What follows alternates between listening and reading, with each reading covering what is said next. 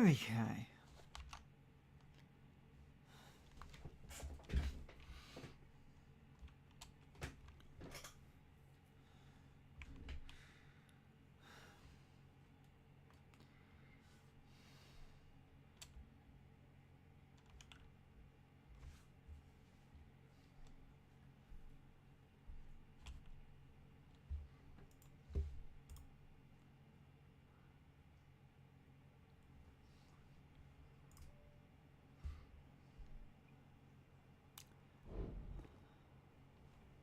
Alrighty, sir, you finished with your phone call?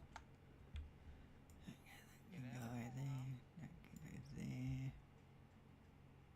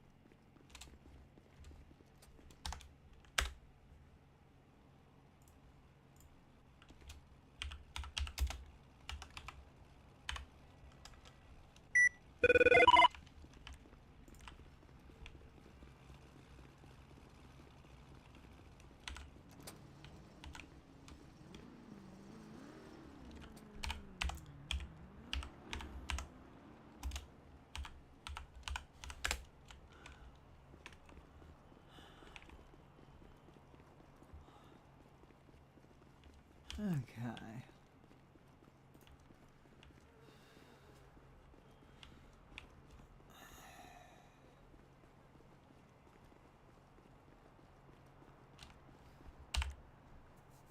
Okay, what vehicle do I have there?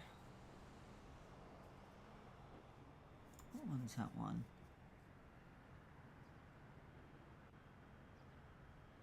Ah, sure. Not the best vehicle, but it'll do for what I'm trying to do. Useless pretty much off-road, but hey.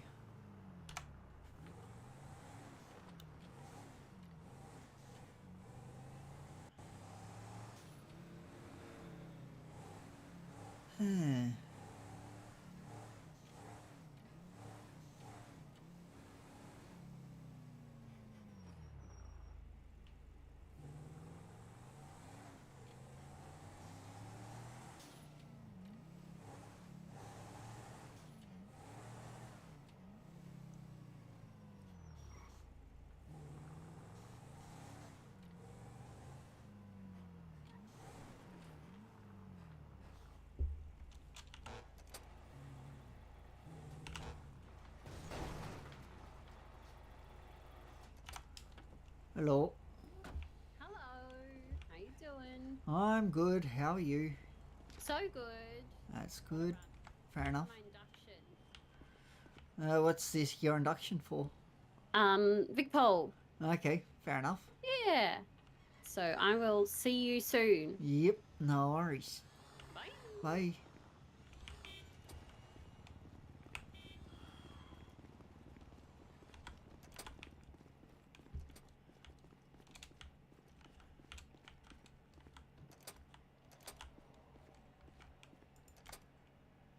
Well.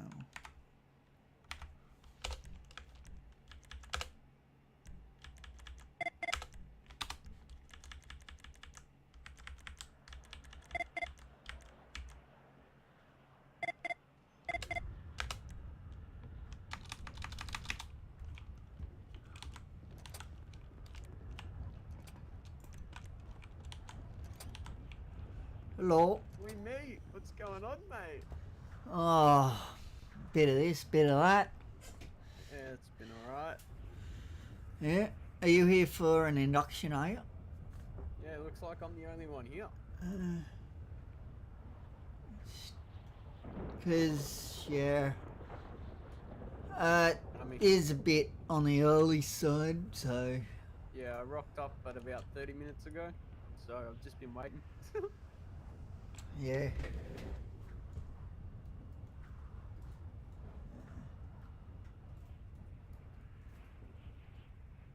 Give me a sec. I'm keen, mate. I'm excited. I'm Yep. excited. Let me come around and I'll sort you out. Hello. Can I see an ID, please? Of course. Thank you.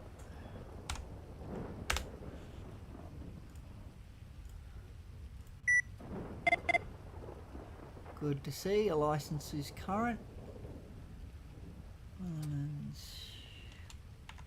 Hello. Hey, Stephen. How's it going? Good, how are you? That's good. I'm good, thanks. Are you here for the induction as well? Yes, sir. No worries. Don't give me the job role, though. Why is that? Because I'm police. Oh, okay. Yeah. Yep. Just use the Vicpol one for now. Yeah. You will eventually, once you get full. No, once you get to what is it? Constable. I'm pretty sure. No, it's either constable or first constable. Then I suggest definitely getting it, just Okay. as a backup. It won't affect you then. Yeah, sweet. Okay, awesome. Thank you. Yeah, all good. Yeah, it's just with Vicpol, it has, let's just say, issues. Oh, that's good.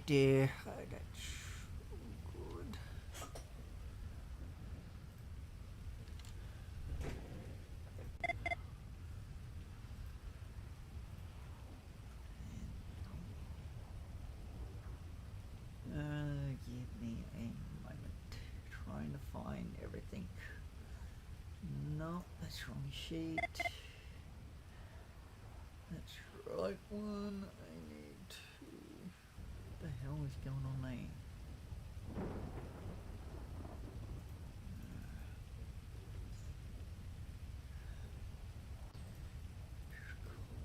Give me a sec.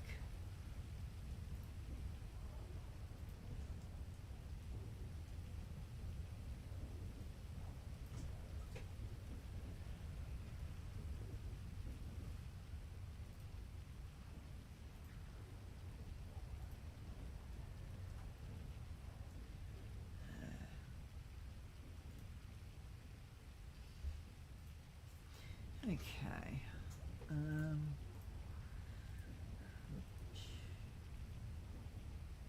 Is your name? There's your name.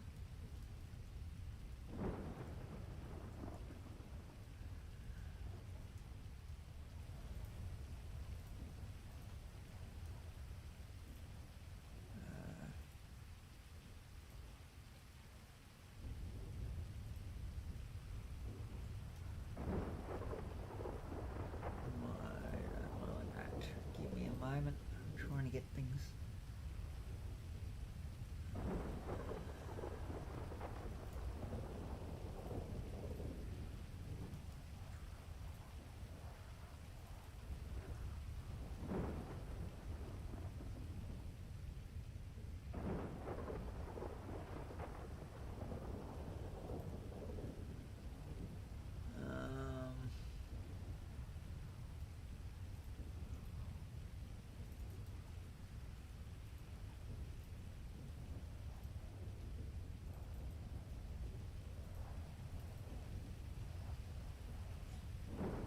I can do that later, and that needs to actually go up.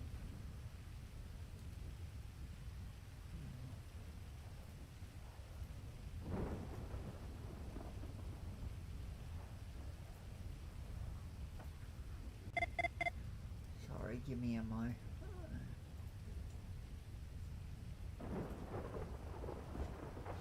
Okay. Yep, you're all good. Okay, can I see an ID, please? Yep. Ezra.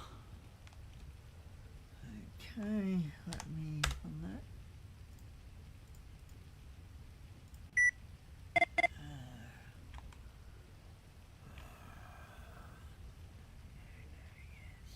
Current, yep.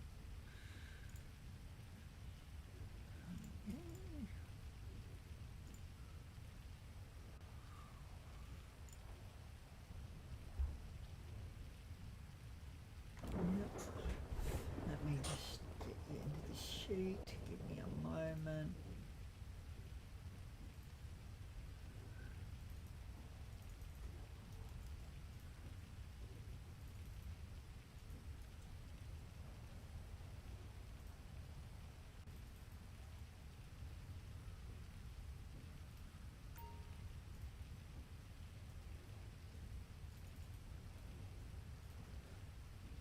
Okay, who else is supposed to be coming?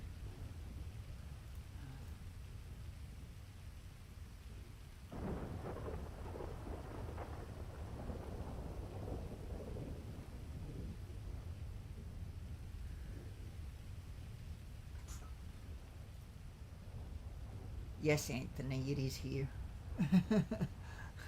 Yeah, mate.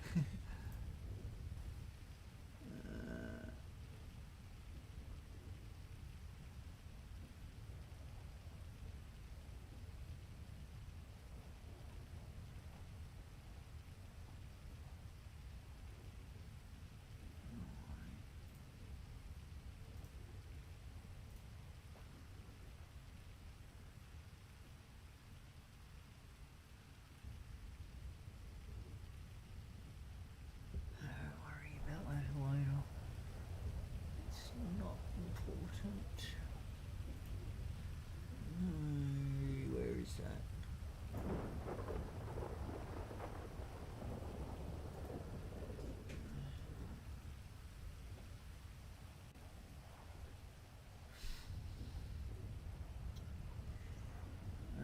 Where is that? Induction announcements is from after. Who else said they were coming? Coco. Okay. Mr. Coco.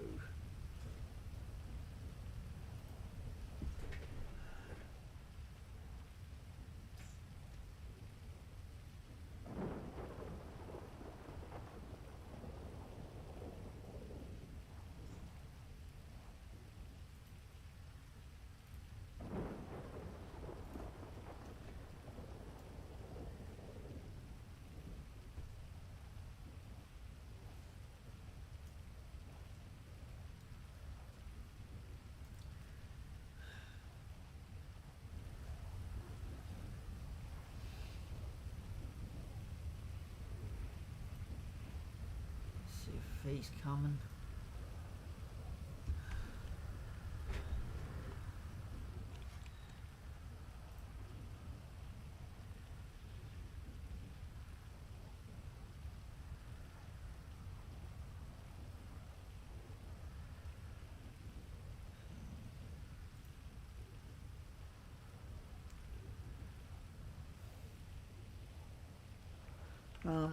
Anyway, might as well come in.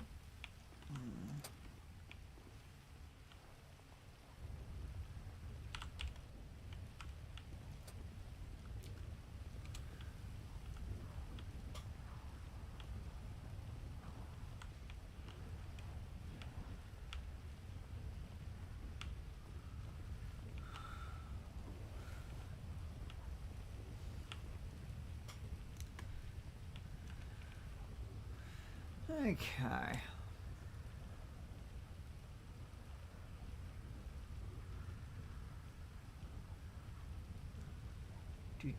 Do.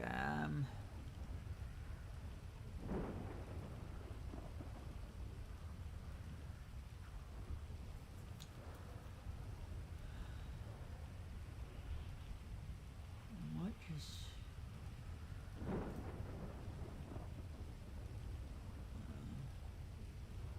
Give me a moment. I'm just going to see if Chris is coming. Might be coming later, but yeah.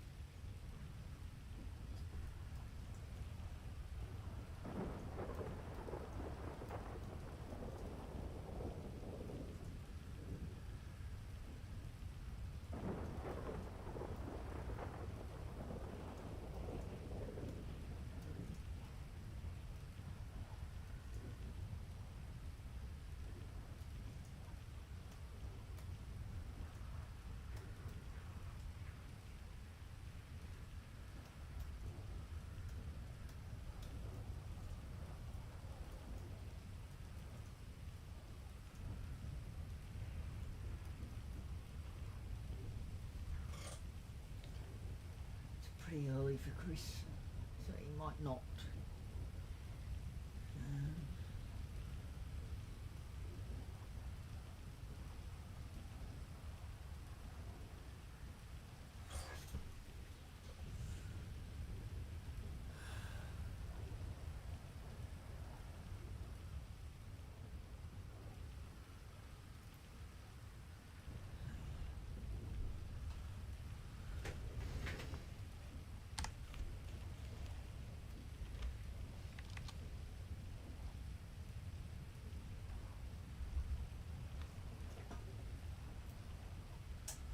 Just give me a moment.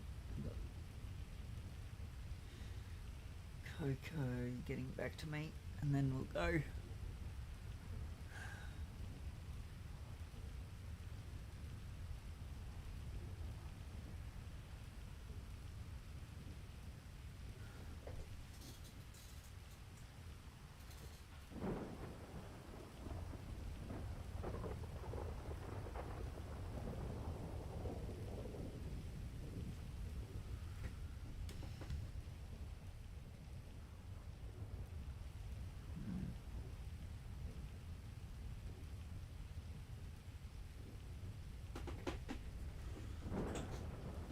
Apparently not.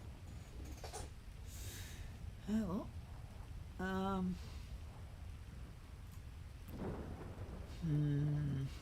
Thinking.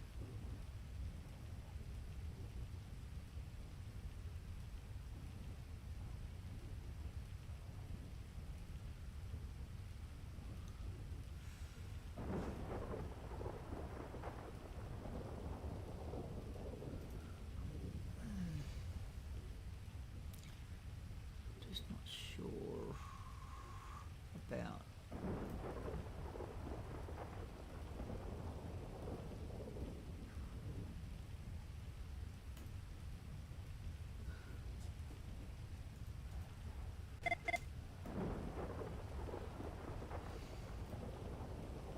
Okay, so he's not coming. I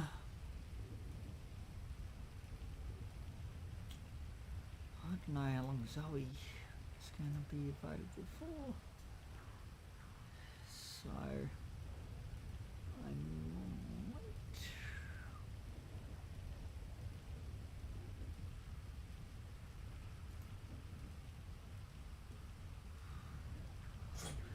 might do the first handbook, I think, and then go from there.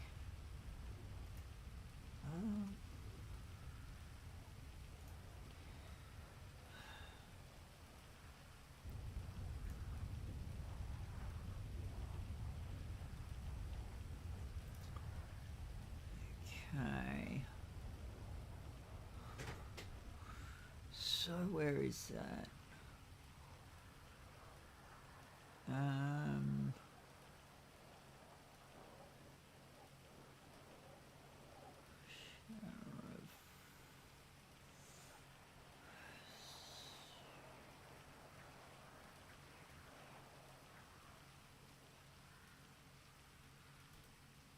Okay, do you guys see me in emails? Mm-hmm. Yeah, can you jump into that channel, please? No worries. Thank you.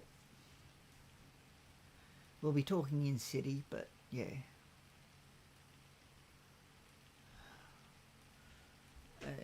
Just, yeah, that's it.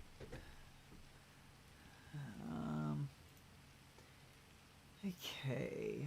Right, we've got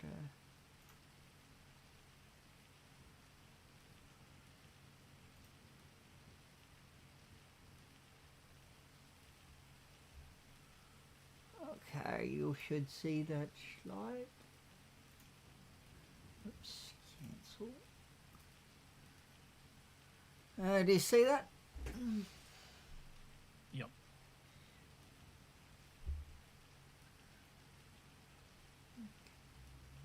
Oops.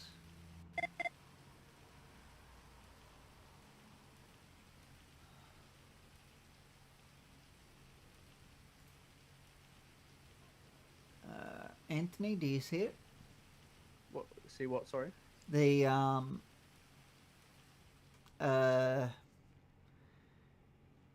the thing for the slides. Do you see the slides in emails? Let me have a look. Let me go on my head. Sorry. All good.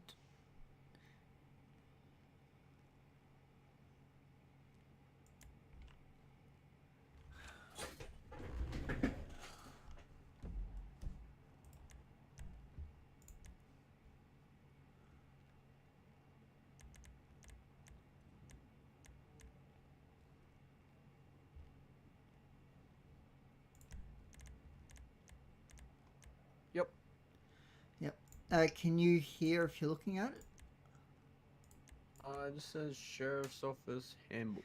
Yeah, but what I'm saying is, can you hear while you look at it? No. Okay, you'll need to go to audio. Think about audio. Yep. Think about loss of focus. Make sure it's off.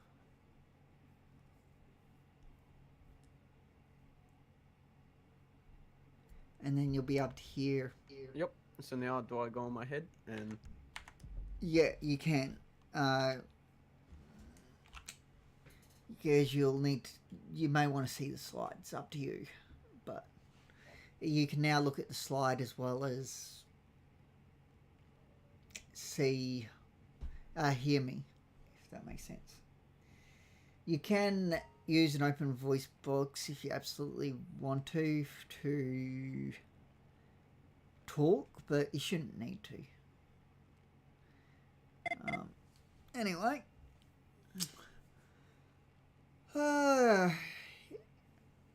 Equipment enforcement, okay?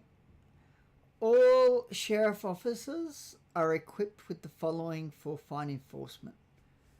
1 taser, 1 baton, 1 torch, 1 bandage, 2 first aid kits, and a pistol. It doesn't say it there, but pistol is there as well. You're only to use the corrections radio while being a sheriff unless you are already in VicPol, in which case you should be turning that corrections radio in because you don't need it anymore. If you are found with these items off duty, you will be arrested and charged the same as any other member of the public. You'll also be reprimanded or fired from the sheriff's department depending on the severity of the situation. Whoa, wait. Does that affect the police as well? Because I got my shit on me in my police shit. Yes. Oh, fuck. Just Can I go put that away just then? wait. Just wait.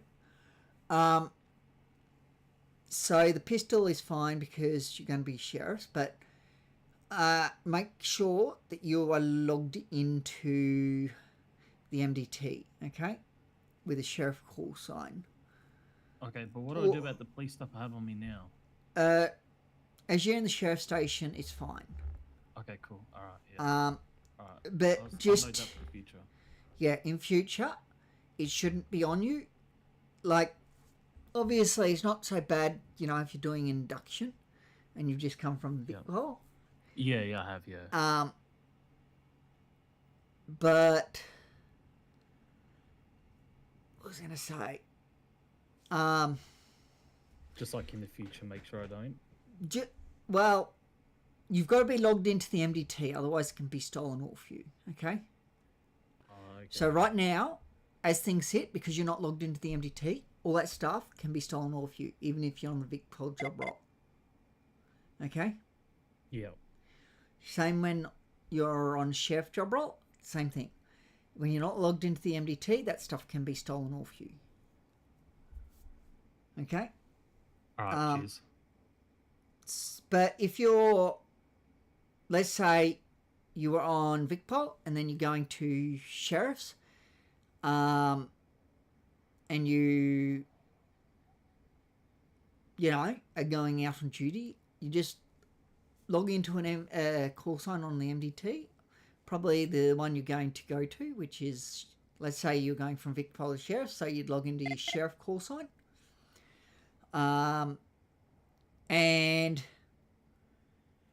you come to the sheriff station with your equipment that's the same as sheriff's. Okay? And then you use it at the sheriff, as a sheriff. Okay? Same with corrections. If you're going to corrections, make sure you log in with a corrections call sign. So whatever your current call sign is at the moment, if you are going to become Vicpol only and no longer corrections, then you'll get 1,000 call sign. But yeah, just make sure that you're logged into the MDT. That's a big thing. You can use the same items between different jobs in DPS and Vicpol, but you just can't have on you the, like, for example, in corrections, you can't have the pistol on you, okay? Yep. Because that's not a corrections item. But in sheriffs, it is. So it's fine to have on you. Okay? That makes sense? Yeah, cheers. Yep. All good. So yeah, just think of that while you're, doing things. Okay? But whenever you're off duty, just running around the city, okay, make sure you put it all away. Other than, you technically don't have to put your radio away, but they like you to, because otherwise you could use it to, inappropriately. Yep. Okay. But it's not a hard rule where it must be put away or else, you'll be fired. Yep. It's, they want you to put it away because you could misuse it. Okay? Yeah, sweet. So I would advise you to put it away. Easy as. Unless you plan to never misuse it. Which... Can it be stolen, or is that a No. AFP thing? That is... It cannot be stolen. Same with your key cards. Even when off duty, though? Yep. Okay, cool. If they do steal it, somehow, well, they would end up in a lot of trouble. Alright, sweet, cheers. Yeah, because that's considered powerful, okay? If you are caught selling, okay, Oh, yeah, that's an obvious one. you will be out of city Yeah, I know. very quick, okay? Yeah, it's all good. There's no ifs or buts when it comes to selling. Yeah, Sell them, you're out of city, because it is powerful, because you've gotten those items for free, okay?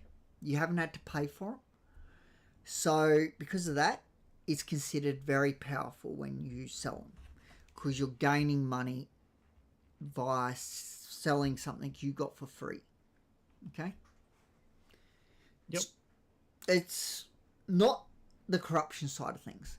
Yes, that also comes into it, but it's more because you're selling something that you got for free, okay? That's why Gov will step in when it comes to selling any items from DPS or Vicpol, or even AF, the Fireys or the Ambos. It's because it's considered powerful, because you're getting something for nothing, if you know what I mean. You know? Yeah, fine, man, easy. So, yeah. And if I ever hear of you selling, I'll be going straight to Gov. Okay? Yeah. And they will investigate. And if you are, then expect to be no longer in city. Yeah. It is a one-way trip to the Bahamas. Okay. So just keep that in Sorry. mind. Yeah, I know. I've, been in emergency services departments before. It's all good. Yep. So yeah, just remember that.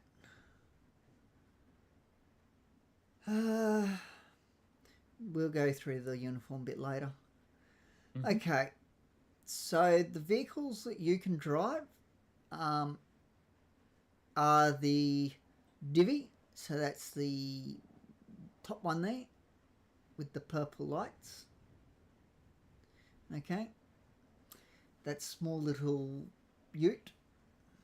Only thing to watch is if you do a two up with someone in it, they cannot get out of the passenger door if you park anywhere near a curb. And if you park your door near a curb, you can't get out. Okay? So just keep that in mind. And you can also drive the Imperial, the van, that small van. Okay. The Sheriff Cruiser, so that's that one at the bottom left. It is for senior sheriffs and above only. The Vapid Sandstorm is for leadership and above only. The Jogger Transport is for FTOs and above only. They're not technically a separate rank per se, FTOs, but they get that as a transport vehicle because they may need to take multiple recruits out. And the Benefactor Imperial, it can only take 3 sheriffs other than the driver. Okay, that's why they have the access to the jogger.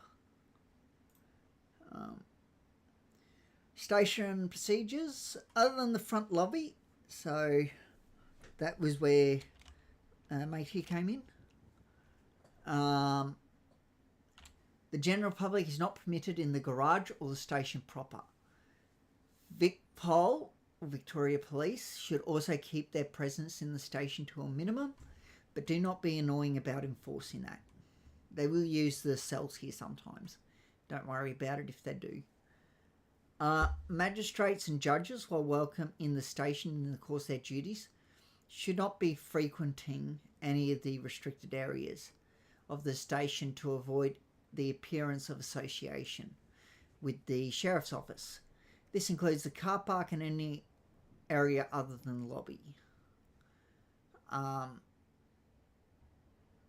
Obviously, during an evacuation, all VIPs are permitted inside the station, as are those who are actively being escorted by a sheriff officer or are in a meeting with a sheriff officer. Okay? Be polite but firm with court officials, police, and especially the general public who overstay their welcome. If need be, hand out move on notices, and if they still fail to comply, ask VicPol to take care of people that might be trespassing, if they're here. Otherwise, normally they'll just tell you to just charge them with trespassing, and yeah. Not that we really should, but that's what they'll tell you. Because a lot of time they don't want to deal with it. Okay, so you're going to start off as a sheriff recruit. Sheriff recruits are new to the department and have not been fully trained up. They may not represent in court, full stop, capital letters. Okay? Doesn't mean that, no one can take you to court. It just means you can't represent the department in the court. Okay? You can go there and, do your job, which is protecting the magistrate and stuff, but you can't go up to the stand as a sheriff and, represent the department, the sheriff's department, okay? Does that make sense? Yeah.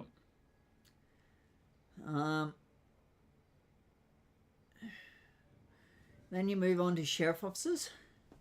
Sheriff officers are fully trained members of the department.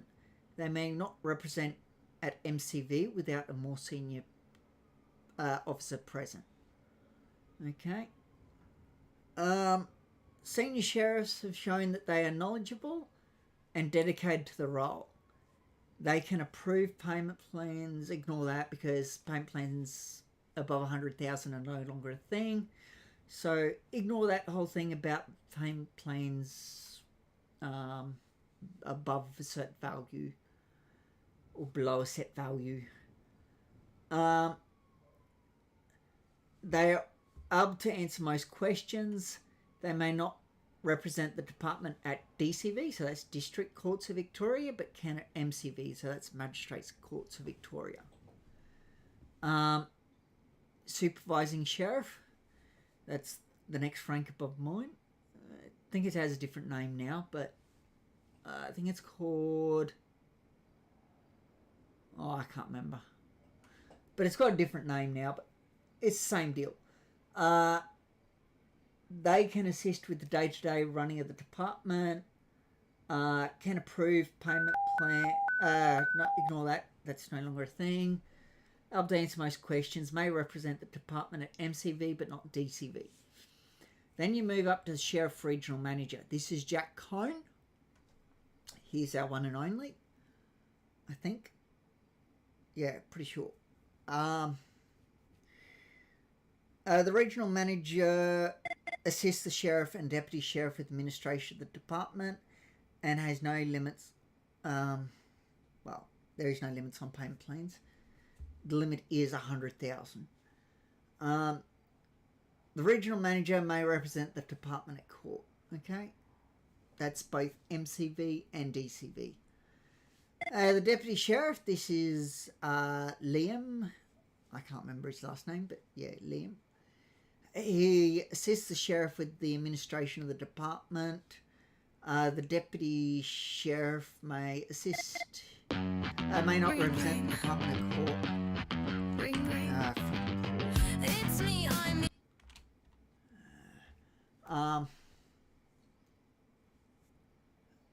the Sheriff runs the whole department with complete autonomy. The Sheriff of Victoria can discipline, fire and command all other ranks. The Sheriff has no limits on the payment plans because there is none. Oh, sorry, I'm having issues. I keep clicking when I don't mean to. They can approve and amend policy within reason. The Sheriff may represent the department at court. Okay? So the Sheriff is Titus. Don't mess with him, okay? He can make some pretty bad things happen to you. Okay? We'll just put it that way. So do not mess with him. He's one guy you do not want to mess with. So you can choose a service number anywhere from 0 to 97 within, except for 65, which was retired on the 9th of the 4th, 2023. Service number 98 is reserved for the Deputy Sheriff. Service number 99 is reserved for the Sheriff or Acting Sheriff. Sorry. Your duty number will change based on the duties you're performing. If you're working within VicPol or doing non-court related duties, your duty number will be 1. If you're on court duties, your duty number will be 0. If you're doing a 2-up with VicPol unit or a part of a sheriff operation, your duty number will be 2. When it says doing a 2-up with VicPol, it does not mean going in the same car, okay? Just to make sure you guys understand that. It's very clear. You do not go in a VicPol vehicle unless they're taking you from somewhere where you got, dropped off or something, or your car might have vanished or whatever, and they're taking you back to station. That's the only time you get in your VicPol vehicle. Okay? You do not go around with VicPol. Okay? If you do go around with VicPol, you go in your own car and you follow the road rules. unless VicPol tell you not to, then that's on them. And they'll be the ones fired.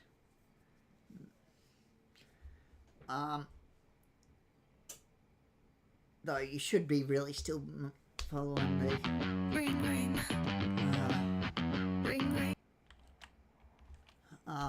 following the road rules. If you're manning a station like I am now, your duty number will be 3. So I am at the moment 316 because I'm manning the station. So 16 is my call sign, service number, I should say. Oops. When signing into the MDT, it's like VicPol. Except it'll be SRF, then your duty number, then your badge number. Okay. For example, in VicPol, my duty number is 4 because I am port. Okay. So, yeah, same deal. So there's an example below if you want to see it. So that's for Titus.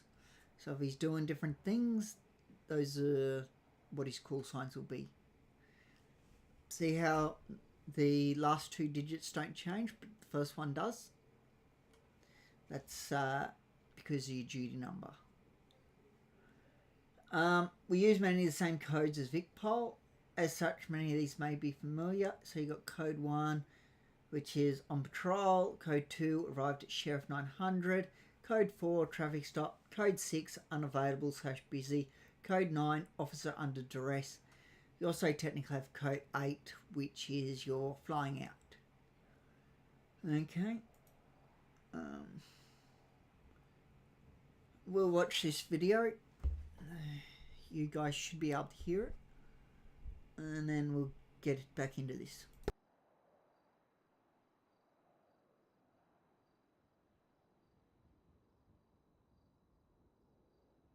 If it wants to play.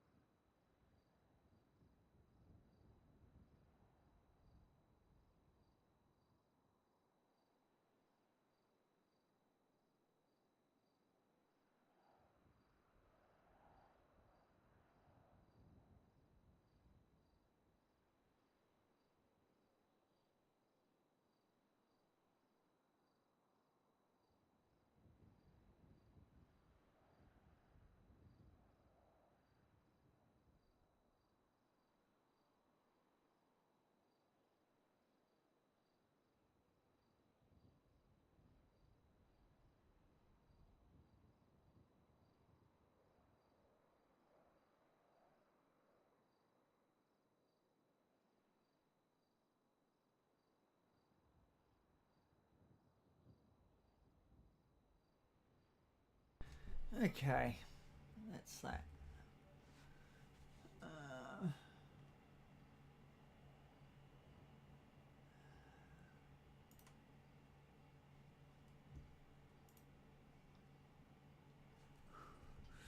Okay, so you guys understood all that?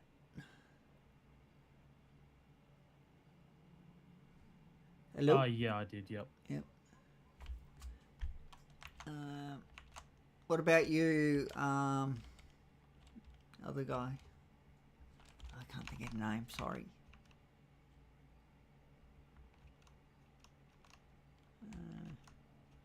Are you there? Hey, sorry, it's not letting me speak. Sorry. No, I can hear you now. Did you understand all that? Yep. I haven't watched it all. Yep, no worries. But what I'm asking is, did you understand it? Yes, you watched it. But Yeah. did you- Sorry. Yeah. I don't care out if you watched it or not. I'm after if you understood it. Yeah. Yep, no worries. Okay, we'll get back to this. Okay. So, like I said, to access the MDT, flex your F6 muscle. Oops. Keep in mind, all MDT searches are logged and can be viewed by IBAC police leadership, the sheriff, and government investigators. Only ever use the LEAP database appropriately. Looking up things for personal gain, curiosity, or utilising such information in a manner not covered in this booklet will result in termination and or potential court proceedings. This is to comply with the Privacy Act. Like, if someone wants you to search them up, that's fine. You know, you can do that. If they come up to you and go, oh, can you just run my ID? Go for it. Right? Yeah. So when you're dressing, that's what backup is, to a certain extent, by one of them. I recommend using backspace plus insert at the same time, but you can also use your T muscle and think about /P dress, or you can think about your G muscle unless you've swapped it to H or something. And you also have your F6. I probably wouldn't bother with the F6 muscle, to be honest. But the others, yeah. And then you have urgent Vic Pole assistance. Nobody really uses it, but it's there if you need it. Is used when immediate assistance is required, but your life's not being threatened yet. Non-urgent, this is what most people use, unless they're dressing. It is if you need assistance. Big pole usually come to it. You just flex your end muscle and that will yeah. There is an example there in the bottom corner of what a backup request looks like. What to do when checking unpaid fines? When you approach the individual and check for unpaid fines, either due to a traffic stop or due to a police tip-off, always introduce yourself. How you do that is up to you, but main thing is you tell them your name and that you're from the sheriff's department. Sheriff's office, I should say. That's the main points you need to get across. You can add more to it if you want, but main thing is you get that across. Be polite and ask the individual for their ID. If they refuse to give it to you, well, that is failure to comply with lawful direction. So you can actually get police down to deal with that. Because whenever you ask someone for their ID, they must give it to you. Unless you're asking, hey, is it right if I have a look at your ID? Well, you shouldn't even do that, just in general. You can ask, you know, hey, do you want me to check your debt? If they say no, leave it at that. But that's only if they're not in the vehicle. If they're in the vehicle, you have every right to debt check them.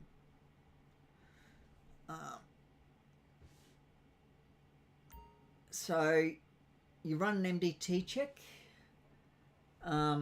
using your F6 muscle, search person, and check the financial records tab. It will at the top have outstanding amount. That doesn't tell you the whole story. That only tells you that they have some. Then you need to look at using...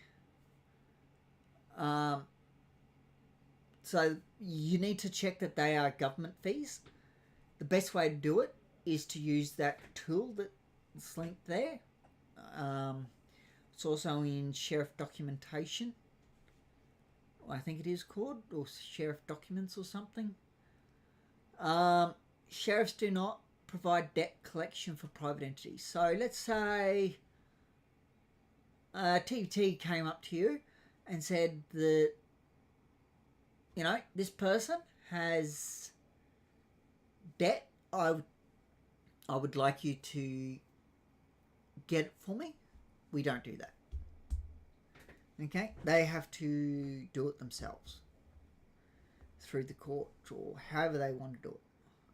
That's not on us. That's them that have to do it.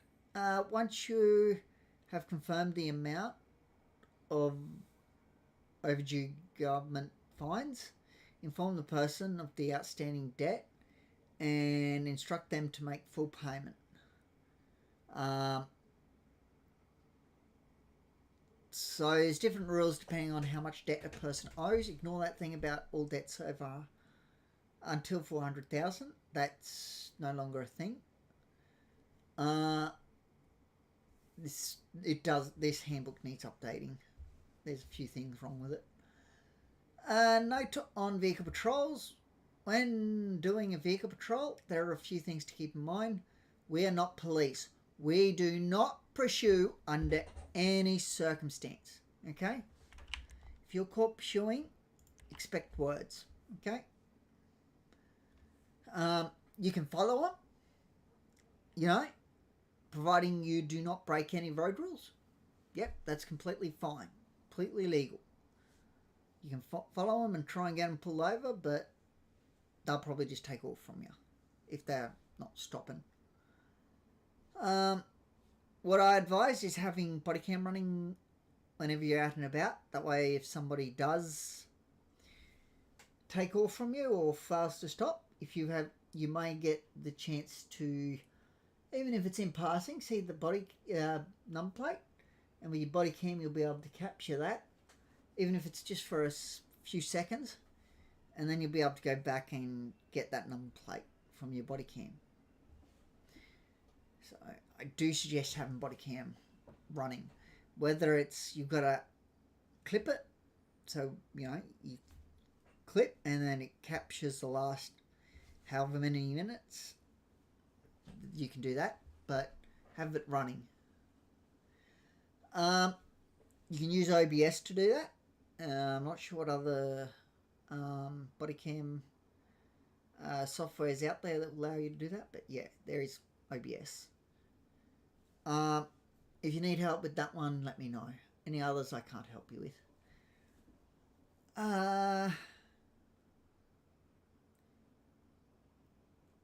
If they refuse to stop or leave the scene of a code 4, you can contact the police and use the details gained from their license to register the debt in emails. What I would do is put a warrant out instead of contacting the police. You still use the details gained from the license plate to register the debt, but you put a warrant out for their arrest as well. Don't worry about in my opinion, don't worry about contacting the police, because the police will just tell you, put a warrant out. Okay? Yep. They will not care. You know, if that person's gone, they're gone. Police won't do anything. easier just to stick a warrant out. I will give you an example warrant. Well, kind of. It's not really example warrant. It's a template for it that you can use. I'll give you two. I'll give you. I won't worry about the third one. You give the person a phone call after the debt has been registered to inform them of what they owe. Honestly, probably wouldn't bother. They're not going to pick up. If they do pick up, they'll just hang up on you. They won't care. Nobody ever calls them. There's no point calling them after they take off, in my opinion. But you do you. If you want to call them, go for it. You must abide by all road rules at all times. The only time you're permitted to use the siren and break rules is when you're responding to a lockdown or other threat at the courtroom. If police charge you with a traffic infringement, do not complain. Be polite and improve your driving. If you pick up multiple infringements, you may have your license revoked, which will mean that you are no longer going to be a sheriff because you need a license to do sheriffs. So, yeah. Patrols are only to detect fines using the ANPR or inspect the streets around the courtroom, not to detect crime. With that, the ANPR, wouldn't worry about trusting it. Turn it on. That way at least you get to see the number plate occasionally. But everything else on it I would just ignore, personally. You can also, if you're pulling up behind a vehicle and you forgot to turn it on, you can also press your down page up muscle twice. I'm pretty sure. Yeah, page up. Because page down locks the car. So yeah, I would have it on, but I wouldn't be trusting it. It will tell you that people don't have debt when they got debt, and it'll tell you that they have debt when they don't. So we just normally do random debt checks. So if you see a vehicle, feel free to pull it over. I recommend pulling it over, actually. But yeah.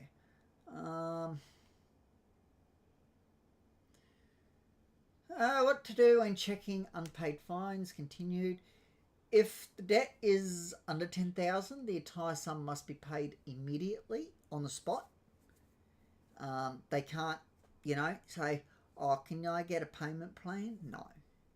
They have to pay it on the spot. They can't leave till they've paid it. If they say they want to go to a ATM, that's fine. They can do that. You can follow them to an ATM and they can pay it off. Obviously, if they take off, well, put a warrant out. Because they're technically still in the stop that you're doing. If non-compliant, suspend their license. You can put in a request for impounding their vehicle in impound request. Request an impound of $250 for a period of 1 month. Or you can just put in, that you're requesting an impound. And they'll usually tell you how long to do it for. If the debt is over $10,000 and under $60,000, the entire sum must be paid within 3 weeks. Use your own judgment as to what's reasonable. Like if they're literally on 10,000, well, you might want to be a bit more lenient and give them 3 weeks. But you're sort of more looking at 1 or 2 weeks for 10,000.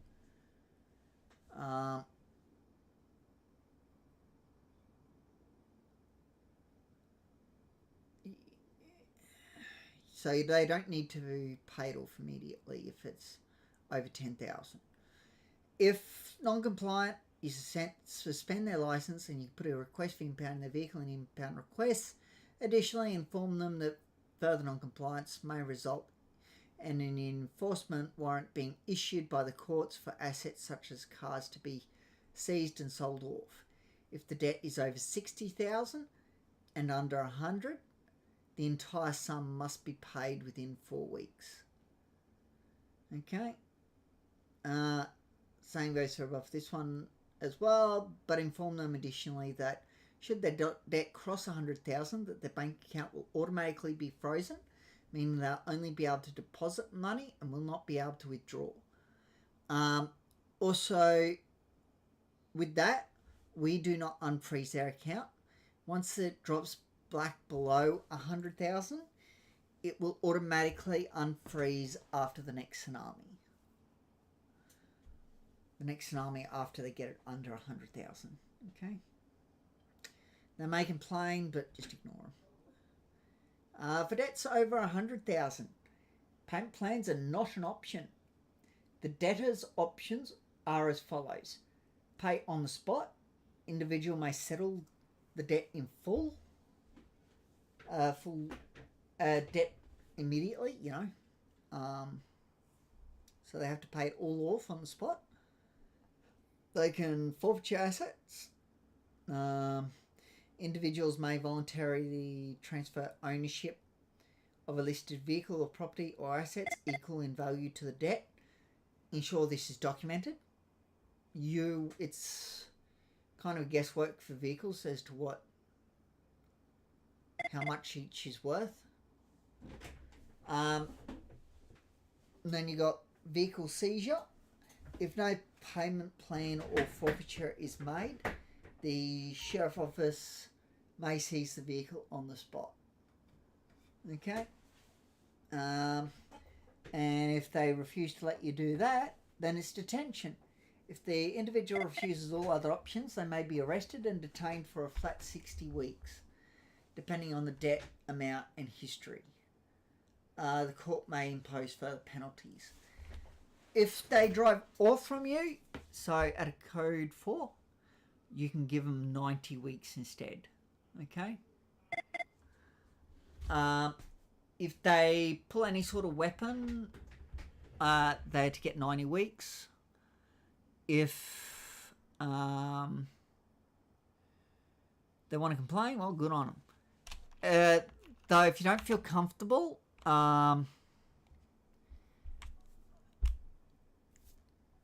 comfortable pulling them over or talking to them, because you've seen a two-hander or something, you do not have to do anything. Just let them go on their way.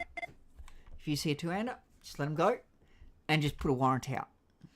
Okay? Make sure in that warrant that you say that, you saw a two-hander on their back. That way VicPol know to be a bit more on the careful side.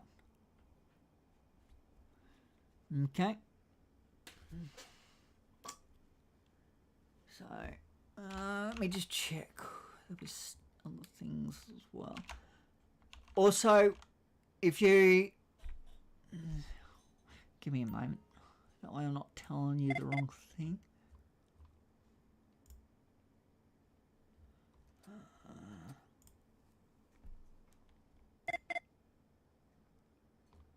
Where is it?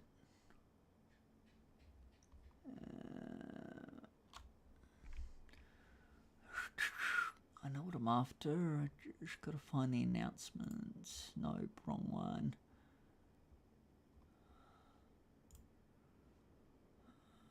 Nope, wrong one. Wrong one. Where is that? I know what I'm after. Are they?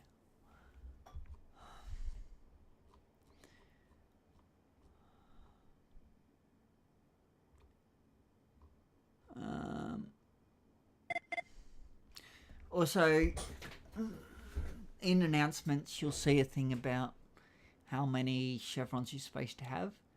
At this point in time, till I don't know if the clothes have been fixed, but once they are, that's what you'll need to look at.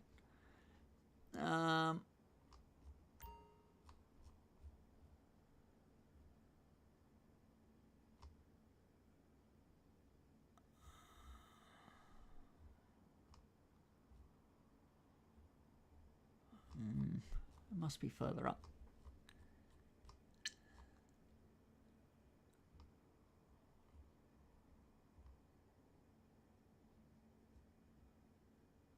Okay. There is a 10% debt recovery bonus. So you, if you get someone to pay off their debt, then 10% of what they paid, you will get. Okay? I'm pretty sure that's how it works. You have to post 2 MDT screenshots, a before and after payment.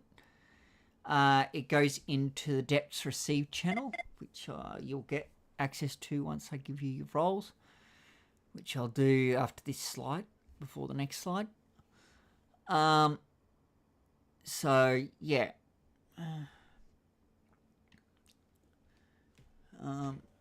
So just remember that.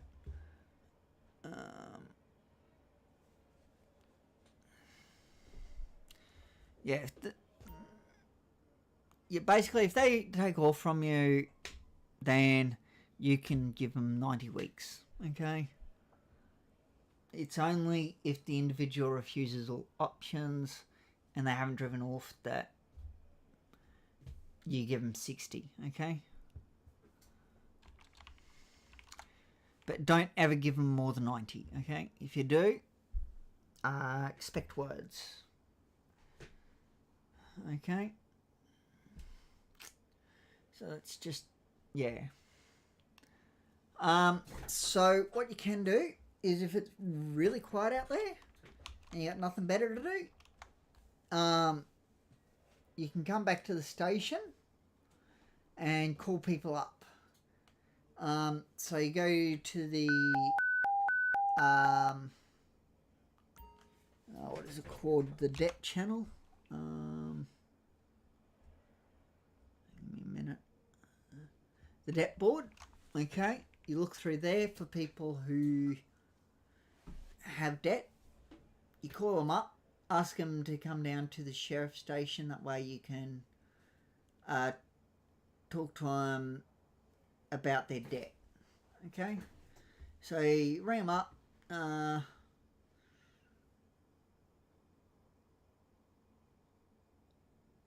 Or if they don't pick up, then you use the bot command ! Call first name, last name, NA. So that stands for not available. If they do pick up, then you replace the NA with info.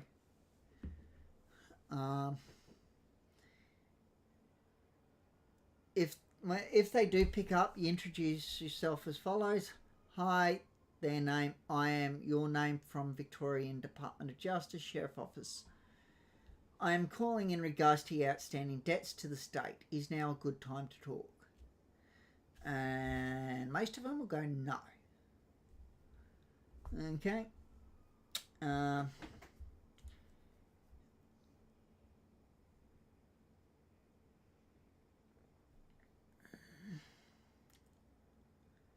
So they must attend before we clear the debt. Inform them that repeated failure to attend will result in further legal action. If they don't want to attend,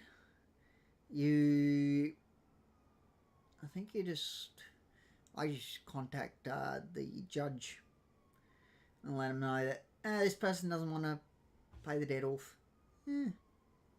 But you might need to contact someone higher up in sheriffs. Someone like Titus or Liam or Jack. Not 100% sure. But anyway, worry about that at the time. There's a couple of example warrants. I've got a couple of better ones that I will give you. But that's the basic warrant.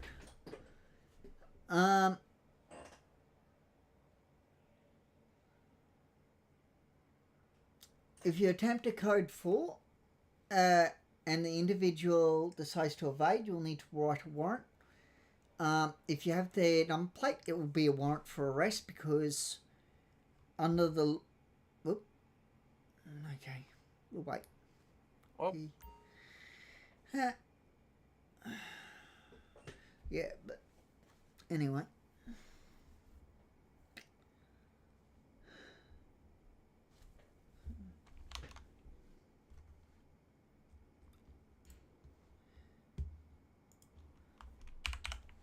Now your head popped. You just got to think about some things out of city. That way he can get back in. Is there any questions that you have so far? no, mate. Everything seems pretty straightforward. Yep. While I'm waiting, I might just send you and him these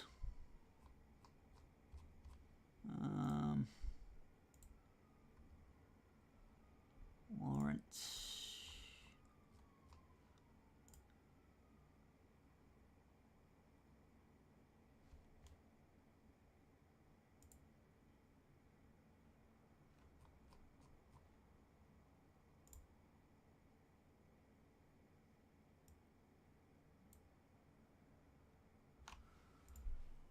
I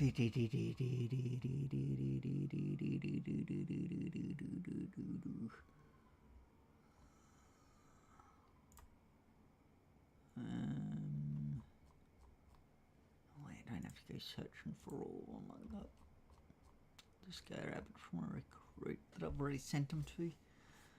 Okay, what's this one?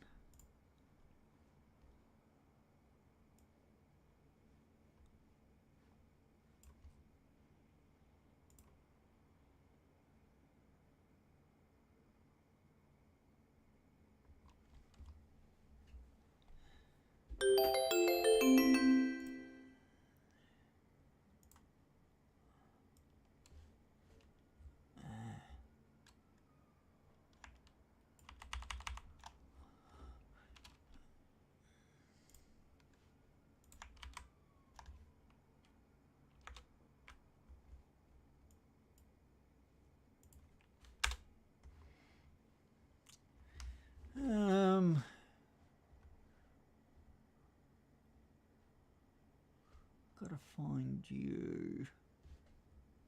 Where are you? There he is. Yep. Where is it? Message. There we go.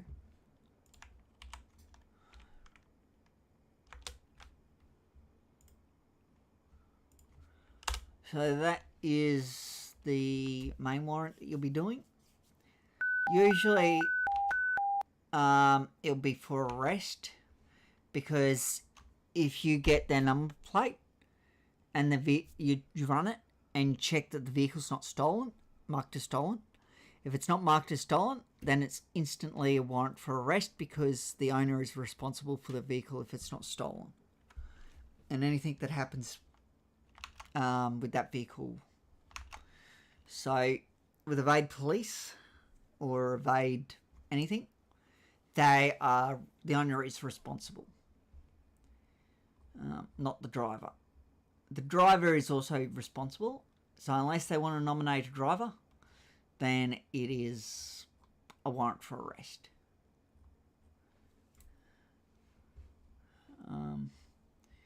Give me a moment and I'll send you the one for courts.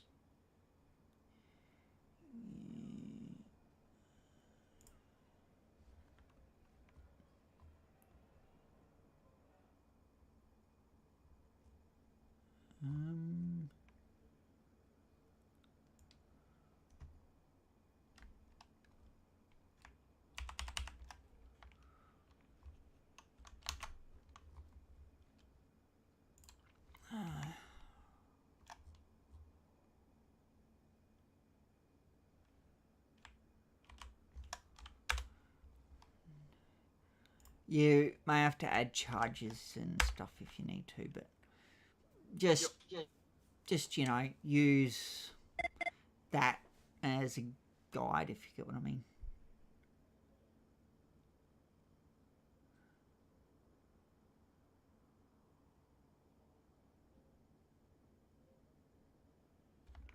Okay. You shouldn't, with that one, you shouldn't need to change the summary of events other than put in the date, the time, their name, magistrate's name, you know, the weeks, the amount. Yeah. Stuff like that. But otherwise, the rest of the summary of events will stay the same, pretty much.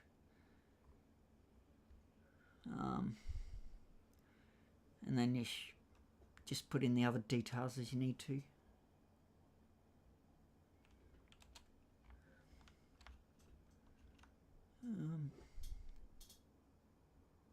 Where was he up to? Oh, yeah. So that's a better warrant. Those warrants are better than the one that's... It shows you as in the... what you call it? Warrants how to. Like, if you need an example one, let me know and I can do one up for you. But, yeah.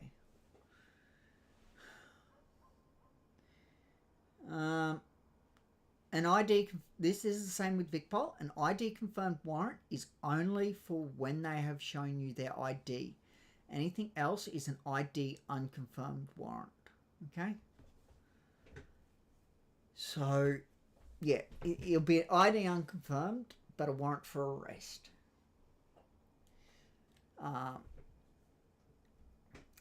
Because under the law, like I said, it's the owner's responsibility if it's not marked as stolen. If it is marked as stolen, then it would be a warrant for questioning.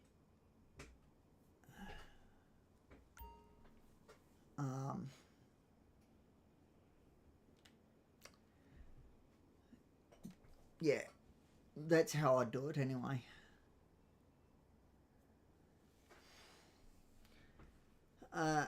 Also, the questions, you will need to change them based on what happened. I've chucked them in there, that way it gives you an idea of the questions you can add. You don't have to add them for an arrest warrant. It doesn't hurt to have them there, but you don't have to have them. It's more for a warrant for questioning.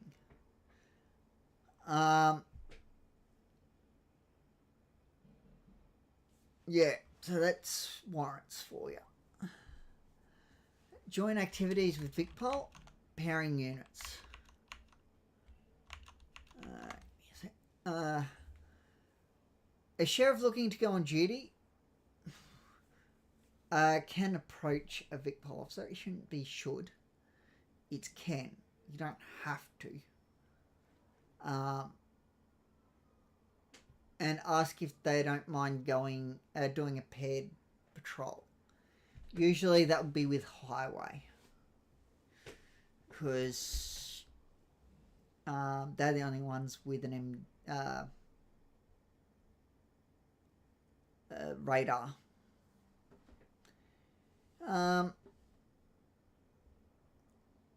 There's 2 units. VicPol and Sheriff will be in their own cars and follow each other on their patrols, providing mutual assistance where appropriate.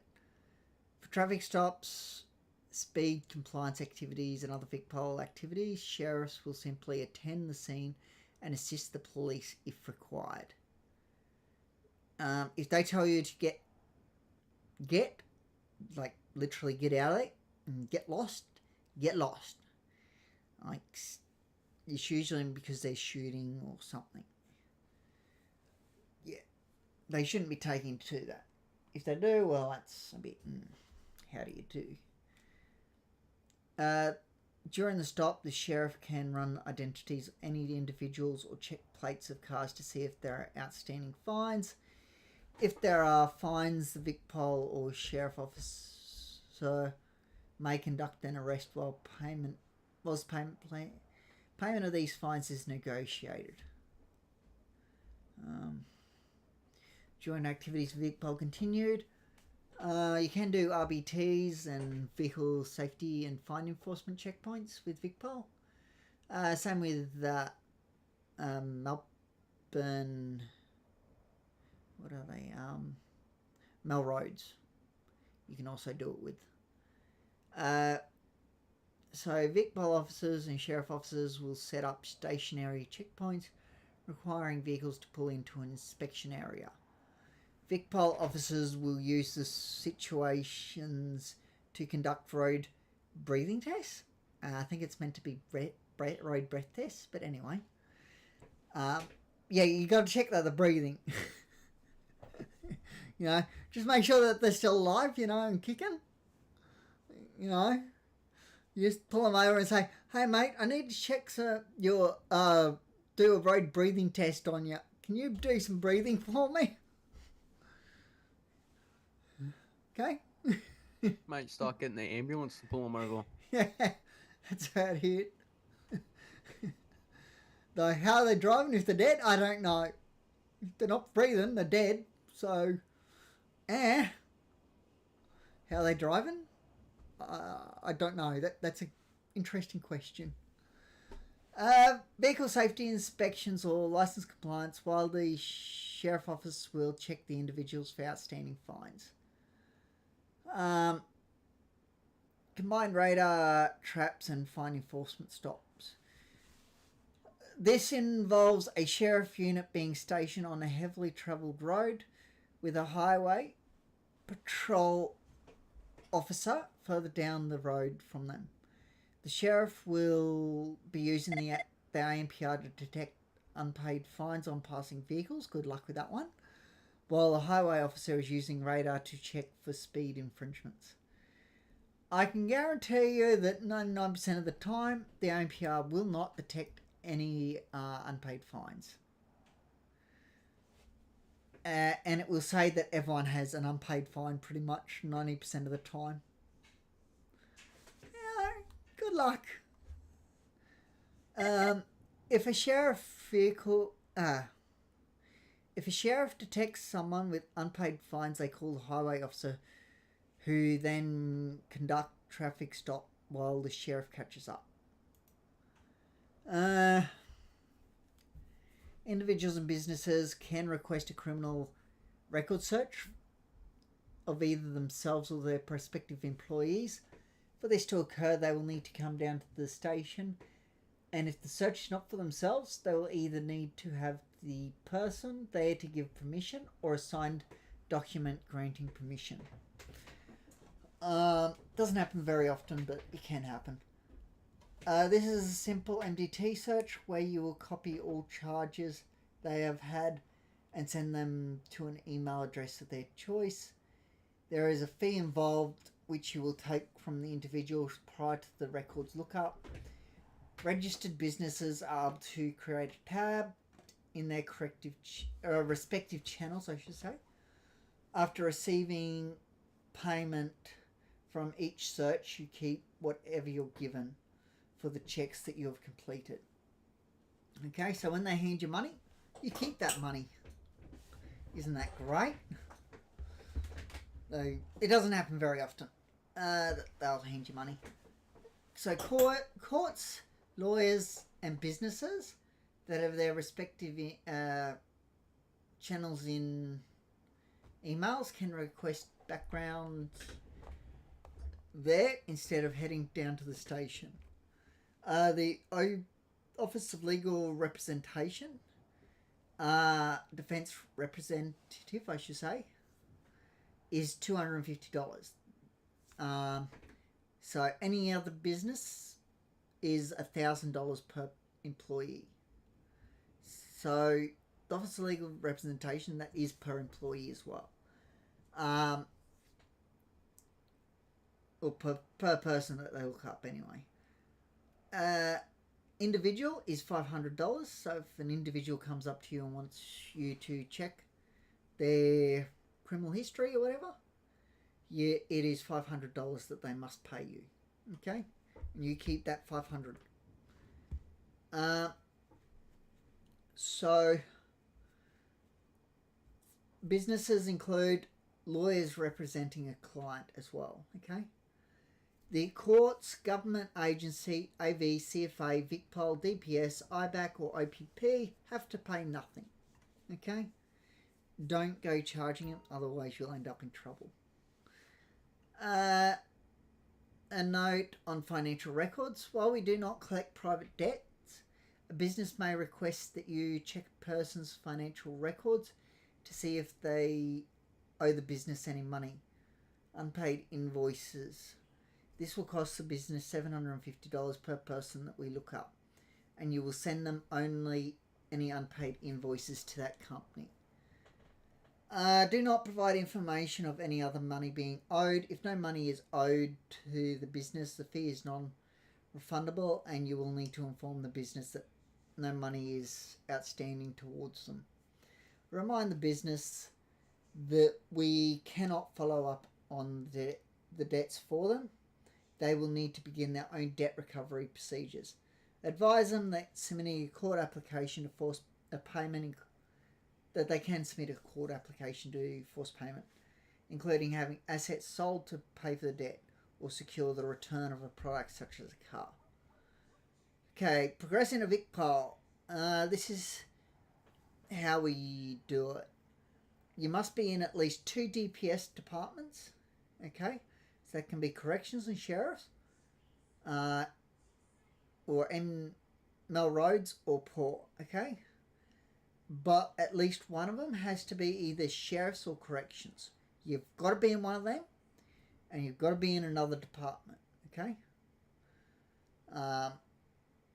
If you don't, then you will not get into Vic Poll, if that's your aim. The leaders then send recommendations based on behaviour. Like if you don't do anything, the recommendation that we will put in will be, this guy isn't doing his job, so we don't think he would be a good Vic Poll officer. Okay? If you're not doing anything, you will not get recommended. There is also a thing that you can fill out. I'll have to find that if you're interested in going to Vic Poll, if you haven't already. Okay?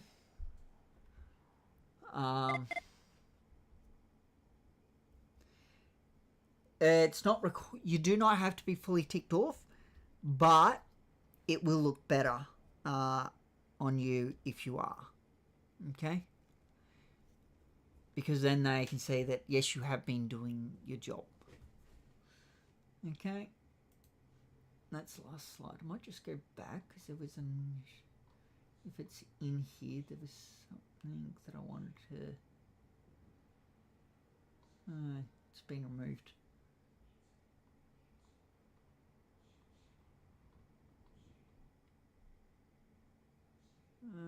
Yeah. Anyway.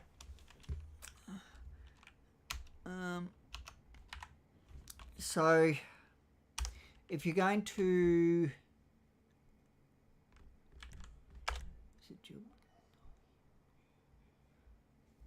If you're going to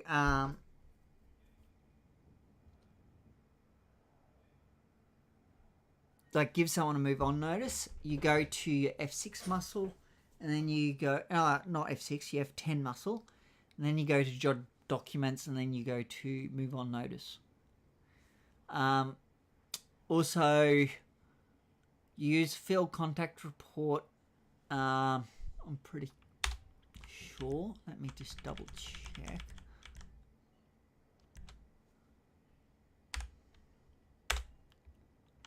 F10.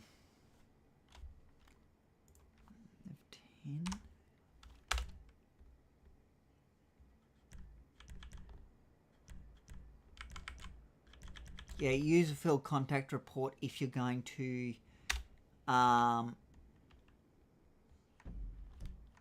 impound someone's car.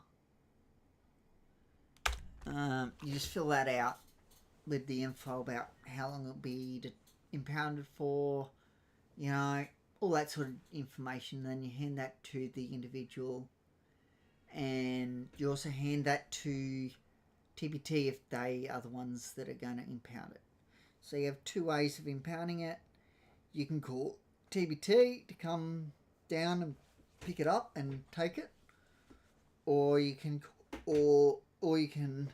if this is only if T isn't on, you can, I think it's, you go to F6 muscle, you go vehicle interaction, no, not vehicle interaction, thought it was vehicle interaction, maybe it's not.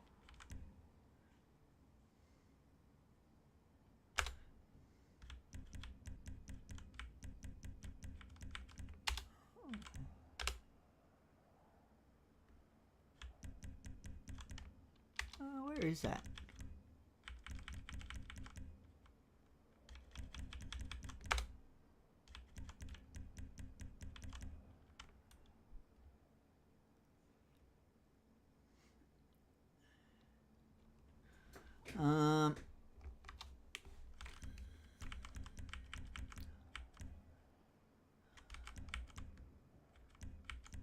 I was sure that maybe you have to run the vehicle. Might be in vehicle information, but there's another way you can impound the vehicle. I thought it was through there, but maybe I'm wrong. But anyway, that's usually how you do it. As Chris isn't here, I might just give me a second. I will contact someone to give you your roles in and out of city. No, I only need them. Oh, well, yes, that's right. You do. Give me a moment.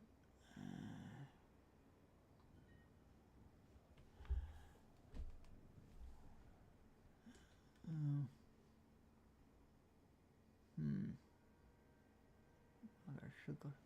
Oh, yeah, she's still there. Okay, can I get favourite pocket sizes today? Oops. Yeah, like I said, don't need rolls, but it's 143. Yeah. Oh, no, 280, 280. 280.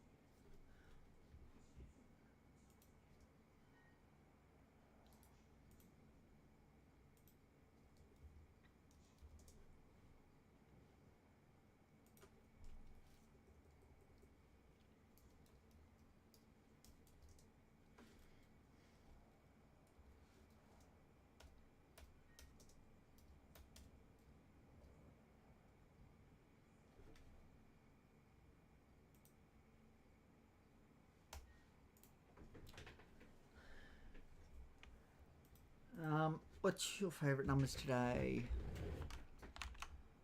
173. 173. Okay.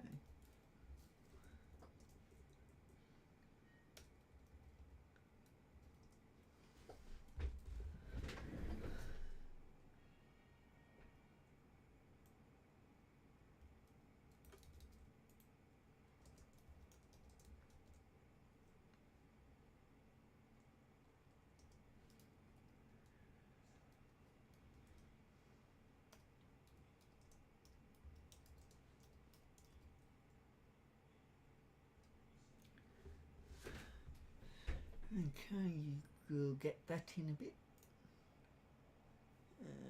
Give you your roles in emails.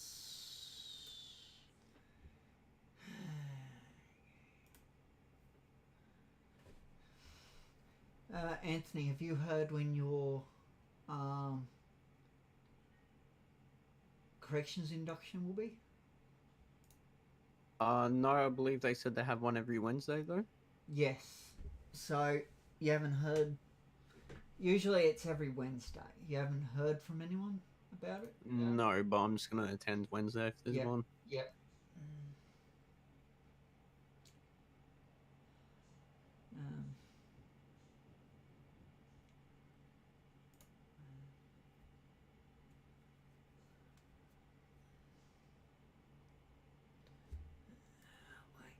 should.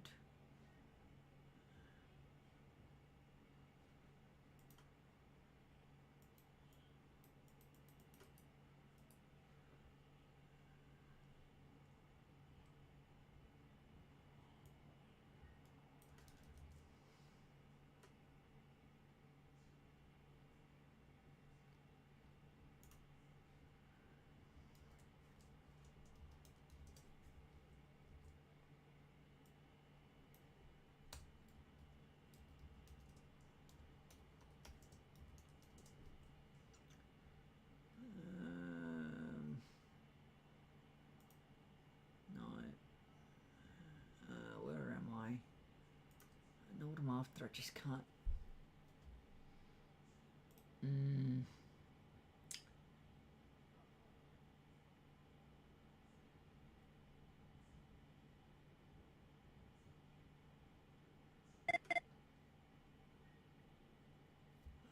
What is after? Oh yes, that's right. Let's give it one more roll. It's bluish. Pretty sure. Got it rolled. There we go. And then get rid of the.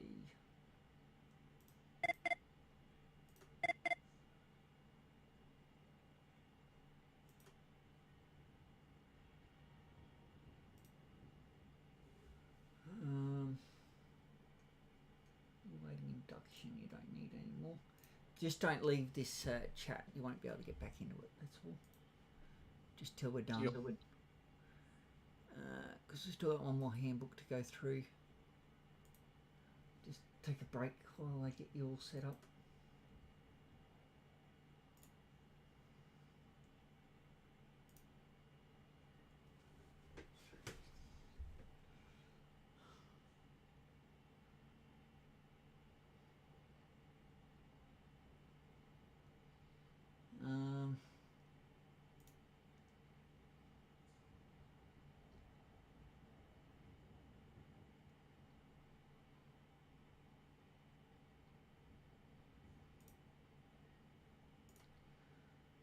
I should have sheriff recruit, DPS trainee, Cornwall sheriff, yes. And also Victoria Police and all that. Now I just need to get rid of the awaiting. Okay. There you go. You should be able to see a few more channels in emails.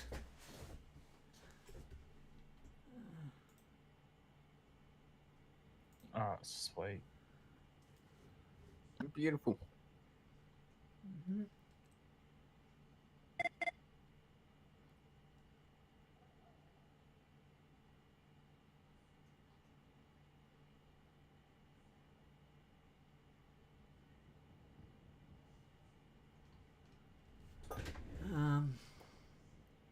What was I doing? Oh yes. Just let me know. You guys all have a free job slot? What, sorry? Well, I don't want it well, at the yeah, moment. true. Other than you have a free job slot, I'm guessing? Yeah. Yep.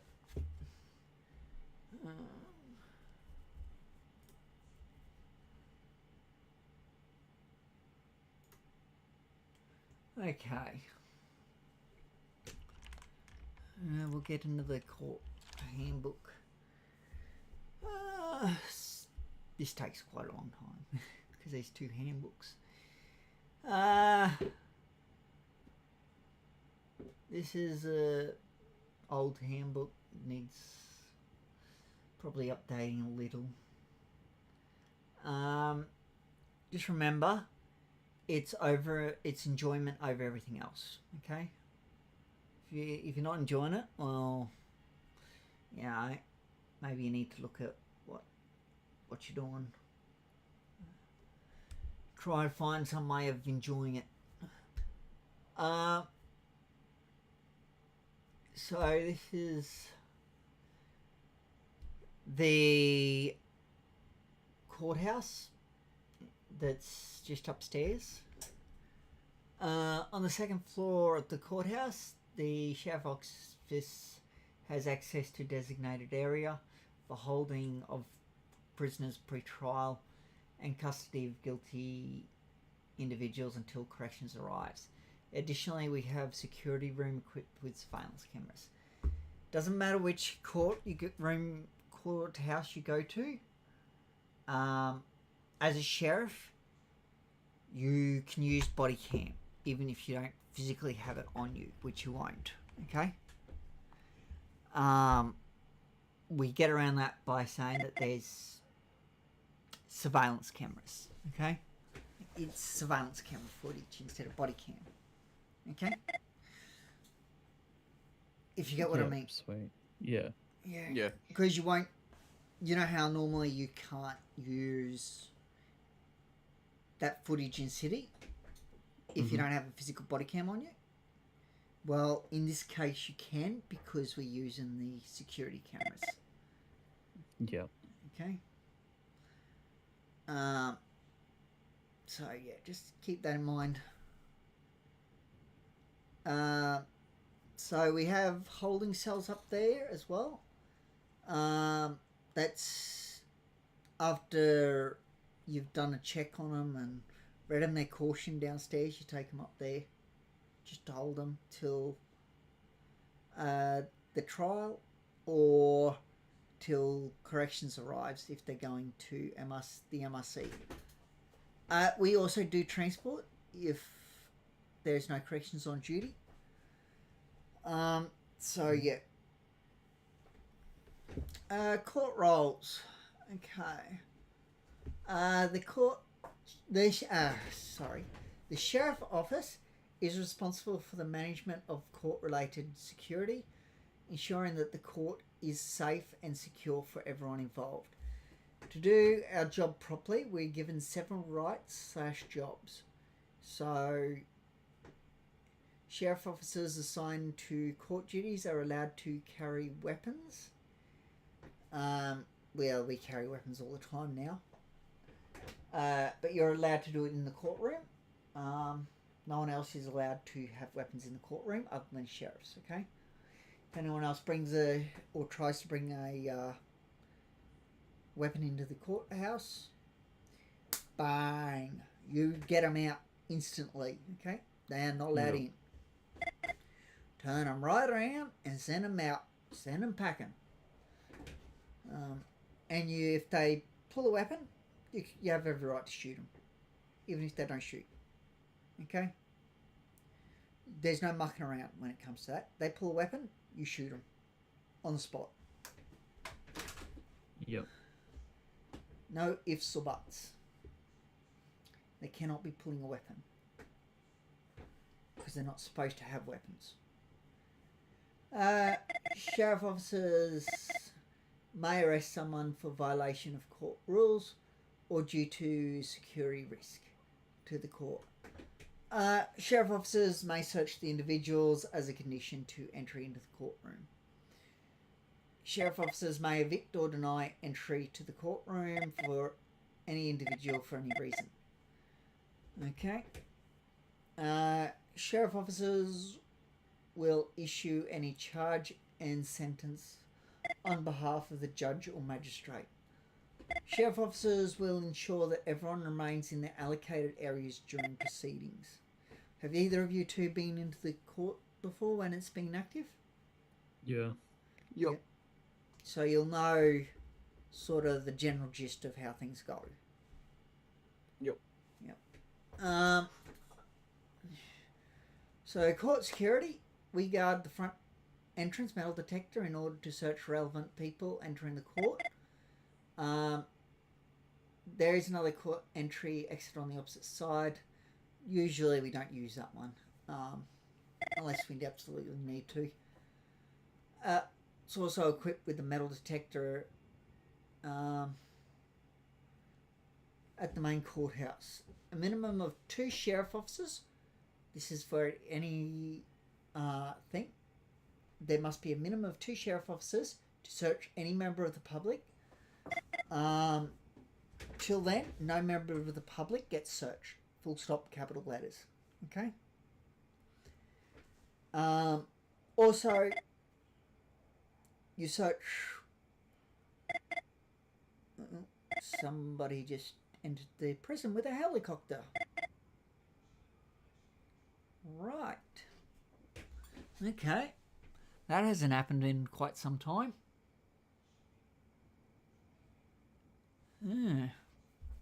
Anyway.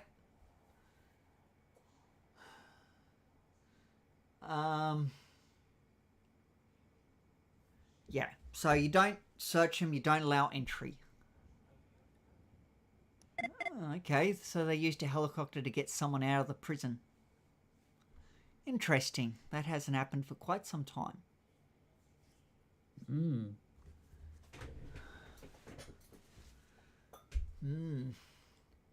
So just be aware of that when you're doing corrections. It can happen. It just happened. Literally just then. Okay? So, yeah.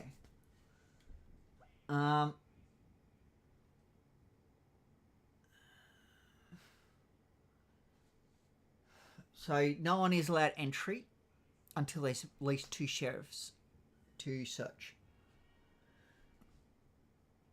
You will find some people will end up upstairs before they're ever searched, which is a big no-no. They should not be doing that. They should know better. And the magistrates should know better as well, that not to let people up, but they do it. And that makes our job even harder. You might not know who's being searched and who hasn't. So, it's difficult. If it keeps happening, I'm going to put a complaint in. Not happy about it. Individuals entering the court are to be ID'd and checked for any active criminal warrants. You do not tell them that they've got a warrant. If they have a warrant, you basically ask for someone to call police, or you call them yourself.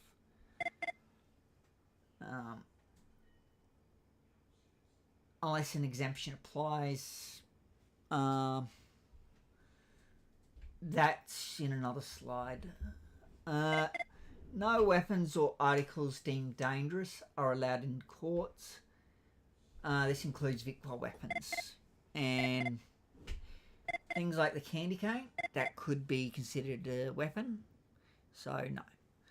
Bullets, same thing. They're not allowed in the courthouse.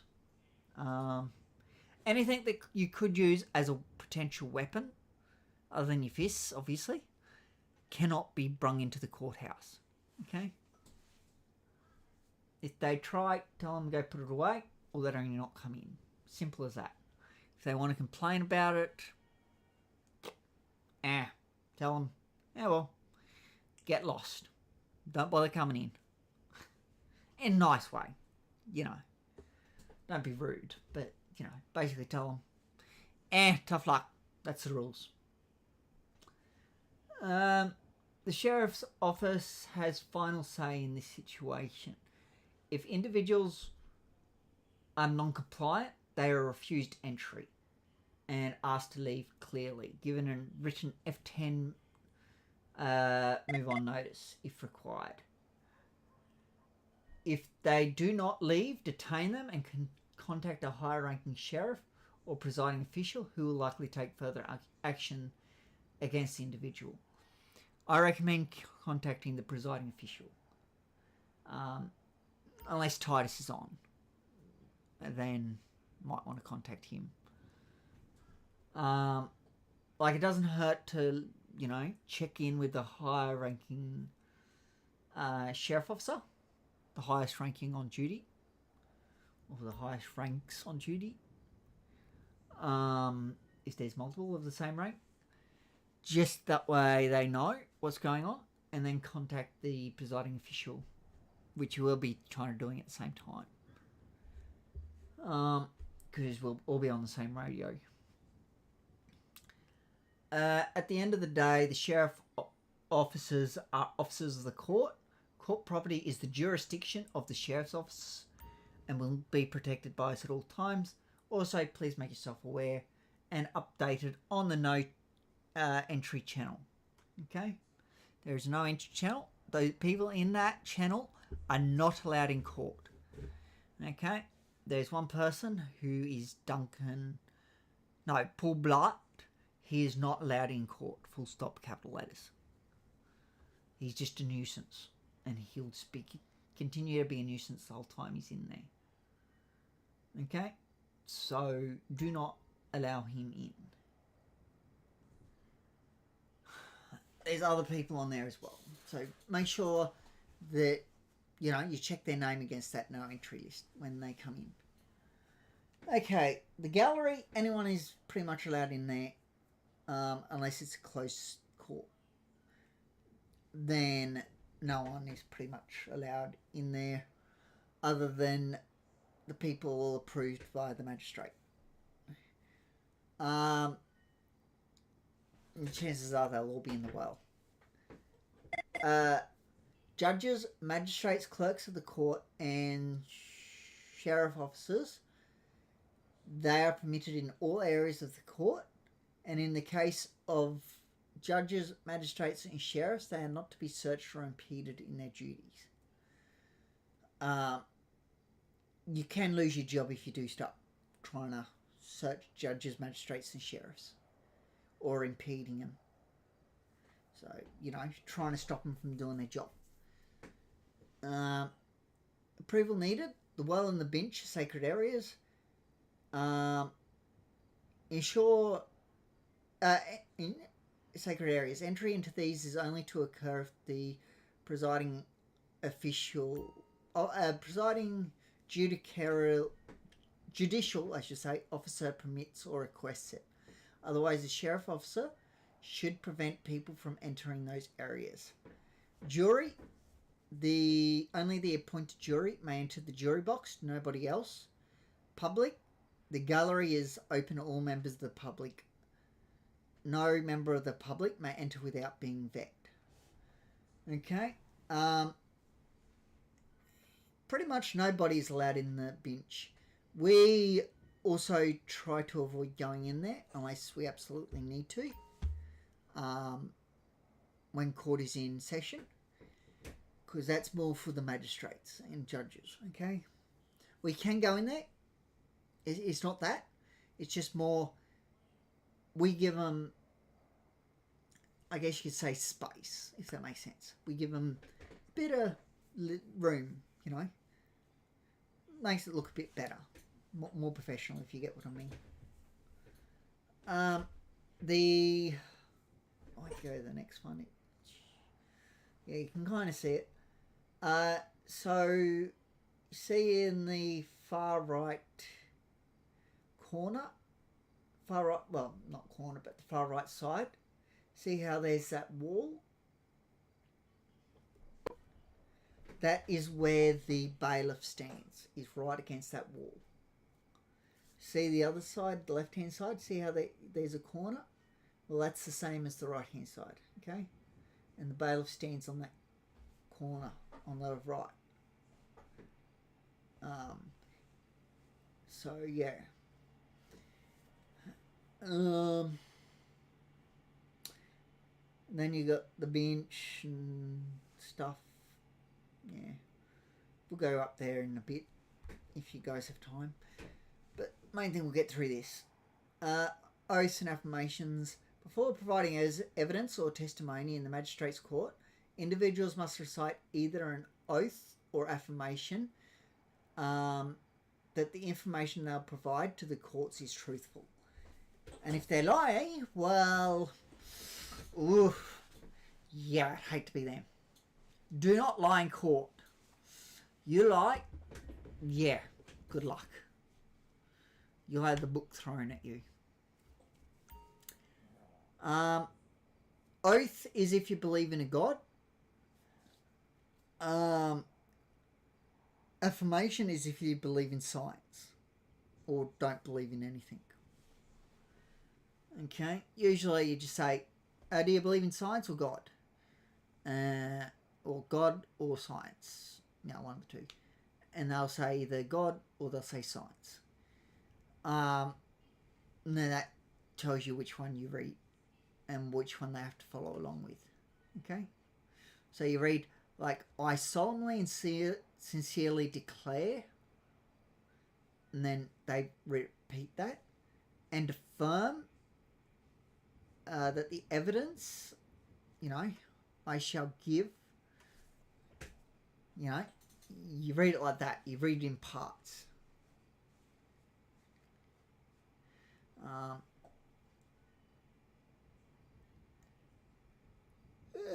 Members of the police have taken an oath upon commencement of their duties and need not recite any affirmation or oath unless they've had prior incidents that could cast reasonable doubt upon their character, such as a previous false statement or IBAC action.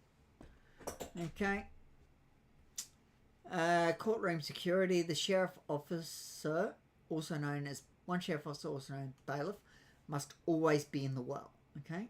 Usually we only have to have one in the well at a time, unless things get out of hand. Then, we do what we have to assist the presiding official and ensure that nobody enters without authority. So the bailiff should stay with the presiding official at all times. If he walks out of the courtroom, you walk out of the courtroom with him. Okay? Also, one thing I want is when you hear that the magistrate is coming back in to the courtroom, you ask everyone to rise. Okay? And then once he's sat, you can tell everyone to be seated. Okay?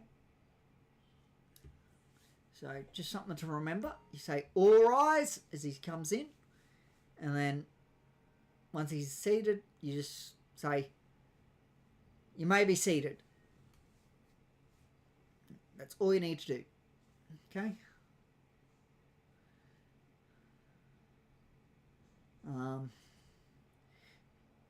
It should be the bailiff's job, but bailiff doesn't always do it. Additional sheriff officers should stand in the lobby to provide, well, it doesn't really happen, first line of defense. Usually you'll have someone in the bailiff at the very front in the well, then you'll have an officer guarding the entrance into the well, and then you'll have another one, if you've got enough officers, also guarding the entrance into the well at the other side, and then you have someone at the door. No, you have them guarding the entrance near the defendant first, then you have someone at the door, then you put the next officer to guard the other entrance, and so on. You just keep spreading them out throughout the courtroom till you've got it all covered, and then you can have people outside. Okay? That's usually how we run it. At no time should the presiding official not have a sheriff officer with them. However, do not invade their privacy by always sticking with them. If they're in their chambers, stay posted outside. Well, this is a bit of a tricky one. If he doesn't know you, you can stay posted outside. But if he knows you, he may ask you to come in while he deliberates. He may even ask you questions about what you thought, just to get your feedback, see what someone else thinks, You're more than welcome to give him your opinion, but he has to realise that that's just your opinion, not the opinion of the Sheriff's Department as a whole. Okay?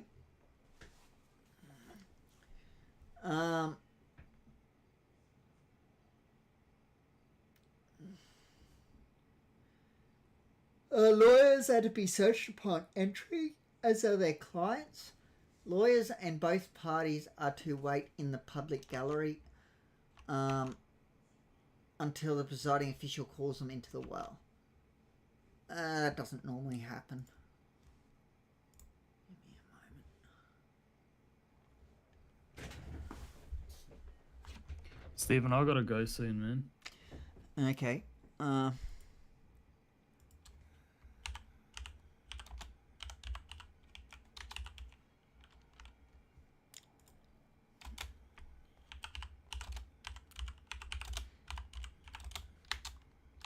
Yeah, I might have to do induction another time, man. Like, this is 2 hours. It's just, yeah, I've got to go, man. How many more slides do we have? A few, but it looks. Sorry, 1, 2, 3, 4, 5, 6, 7, 8. Yeah, make sure you read through these in your own time. Yeah. I've done sheriffs twice before, so it's not a big issue, but yeah, it's alright. Make sure you still read catch through up. it though. Yeah. Things have changed, yeah. Because yes, like you said, things have changed. I've Yeah, pretty 100%. much given you the gist of the main things that have changed. Yeah, Just sweet. one thing to be aware of, we do have just before you go, we do have another courthouse, but it's only for non-violent offenders. Okay? Okay, yeah. If it wasn't a violent offence that they did, then they will go there. Yeah, Okay. easy. But it's all good. I won't even go out on my first time of mine. I'll go with an FTO to make sure that's all hunky-dory. Yeah, no worries. By the way, Yeah, easy. for courts, just so you know, the radio channel is 142.143.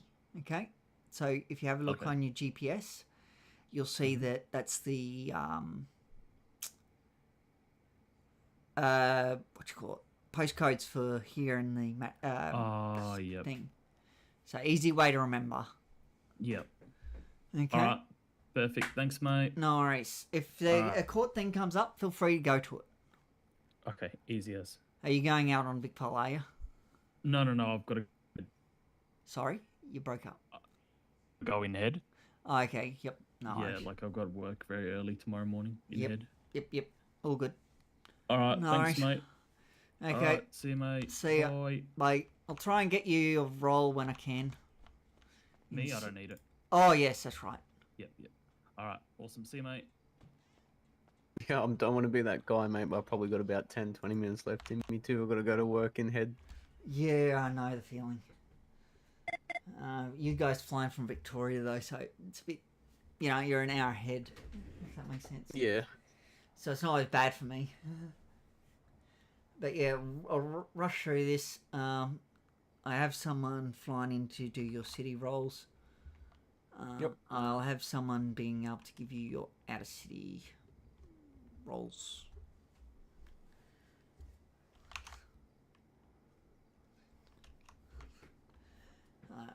So yeah, you should actually even possibly have it by now. If you just check the main emails. I'll have a look in a sec. Yep. Sorry this takes so long. It's just, No, you're alright. yeah, especially when I've got to do everything, it takes a bit longer.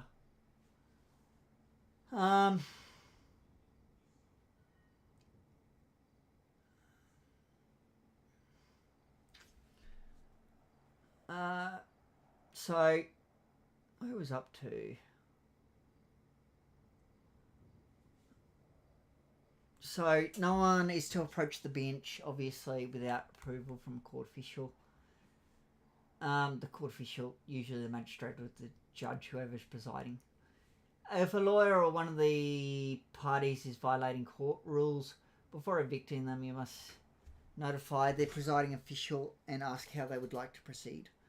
Even if it's during the downtime, where he's deliberating, you let the magistrate know that, hey, this person's doing the wrong thing. Yep. What would you like done? And he might be like, chuck him in the cells, I'll deal with him after. So that's what you do. Lawyers and their clients are to be treated with respect. However, remember, they're still members of the public and need to comply with the courthouse rules. If a lawyer fails to show proper respect to the court or to you, notify the presiding official immediately. Lawyers and their clients are required to follow proper dress code. When appearing in the courtroom, just like the general public, please ensure that lawyers are registered for DCV cases. Okay, they can't be. They have to be registered. They can't be just a walk-in lawyer, if you know what I mean.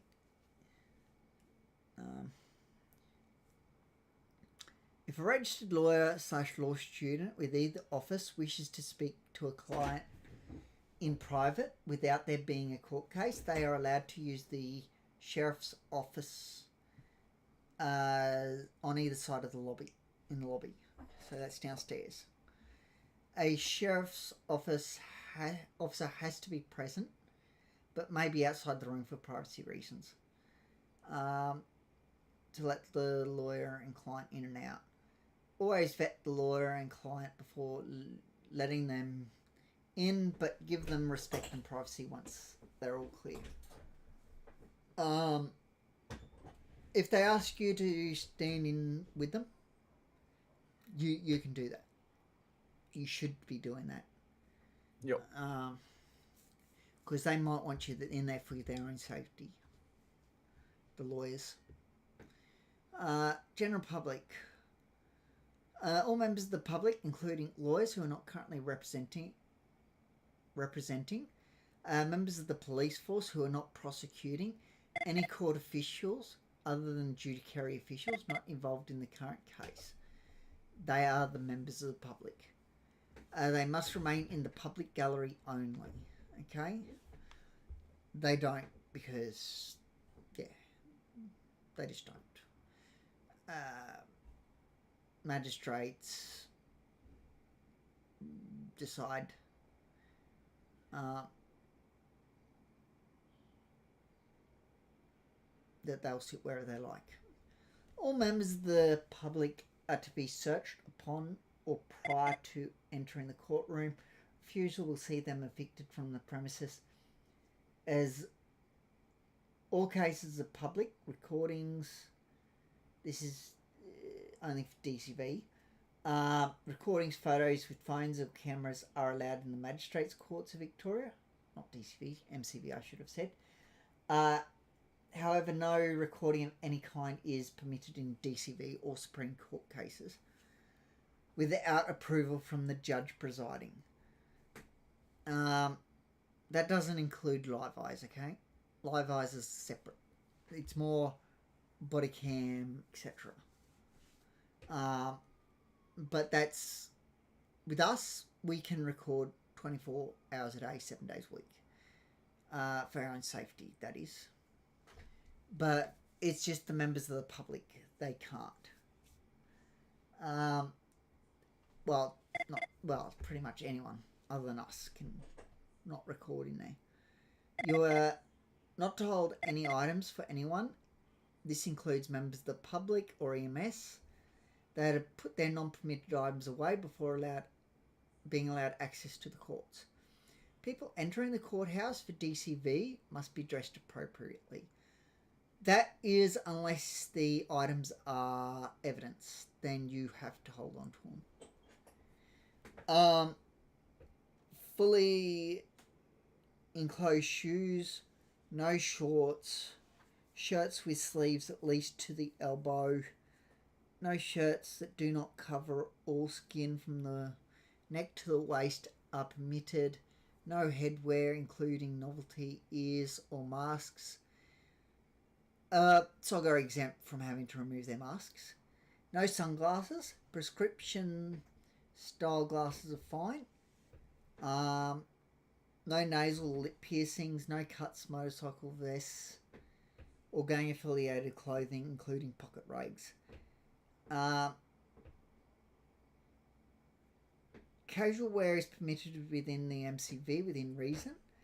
This will be at the sheriff's / presiding official's discretion. This means no cuts or gang affiliated clothing, including pocket rags.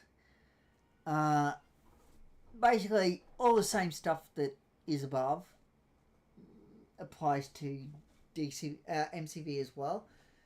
But sunglasses they can't have unless they have a F10 document from a microparamedic. stating Yep. that they're per prescription. Here's the caution. I do suggest you read it over in your own time. Things I'll touch on. If you're before a magistrate, you must refer to them as your honour or sir or madam at all times. That goes for everyone else as well. Before a judge, you must refer to them as your honour, your worship, or your lordship. If the individual is wearing anything on their head or obscuring their face, you will need to remove the hat, mask, accessory, etc. And then you ask at the end, would you like me to repeat anything, or do you have any questions? You don't have to read them. If the individual is wearing, you just let them know if they're wearing anything that they've got to take it off. Okay? Yep. Courtrooms, codes and phrases. Code blue. So let's say someone enters with a warrant. You go code blue, and that's police assistance required. Non-involved sheriffs to contact police immediately. Code red, ambulance assistance required. Non-involved sheriffs to contact AV immediately. Code orange, CFA assistance required. Non-involved sheriffs to contact CFA immediately. Code white, evacuate everyone from building as soon as possible. Make sure to explain why. Code amber, potential security risk here. Make sure VIPs secure. Send additionals. So, yeah, if you thought someone was a potential security risk, you go code amber. And Yep. everyone should understand what that is, or be able to look it up. Lockdowns. Ensure nobody enters any area of the courtroom. Tasers and firearms must be drawn in preparation at this time. Any VIP should be moved to the chamber hall, including the jury. Once this is done, the public should be moved to the jury box to ensure that they're out of line of fire for anyone coming in. Hey, Chris. Sorry, I'm late. No, it's all good. I was late to miss Yeah. my bloody K9 training as well. Jesus, Oh, not a good day. yeah. I know. I'll have to do another day, guys. Yep. What's this guy's special? I can't Hello. remember. Hey, is it, Anthony? Is it? Yeah, mate. Yeah, that's it. Yeah. Yeah. What's your special numbers today? 173, mate. 173. Yeah, the only other Okay. one that was here, he didn't need it because he's Vic Pol. And, yeah, it Oh, will yeah, interfere with Coco, is Vic it? Pol job role. Yeah. But the other one didn't turn up. So, anyway. Sorry, I just forgot. Did you say 173? Yeah. Yeah, mate. Yeah. Anyway. Police should be called to provide evacuation security for the VIPs. That's if there's a gun. If there's lockdown, I should say. If there's a gun, obviously you should be calling Vic Pol. So gun is the code for firearm spotted. Yep, Code I've U. taken a photo of all these two to go back over in my spare time. Yeah. You do have access to the Yeah,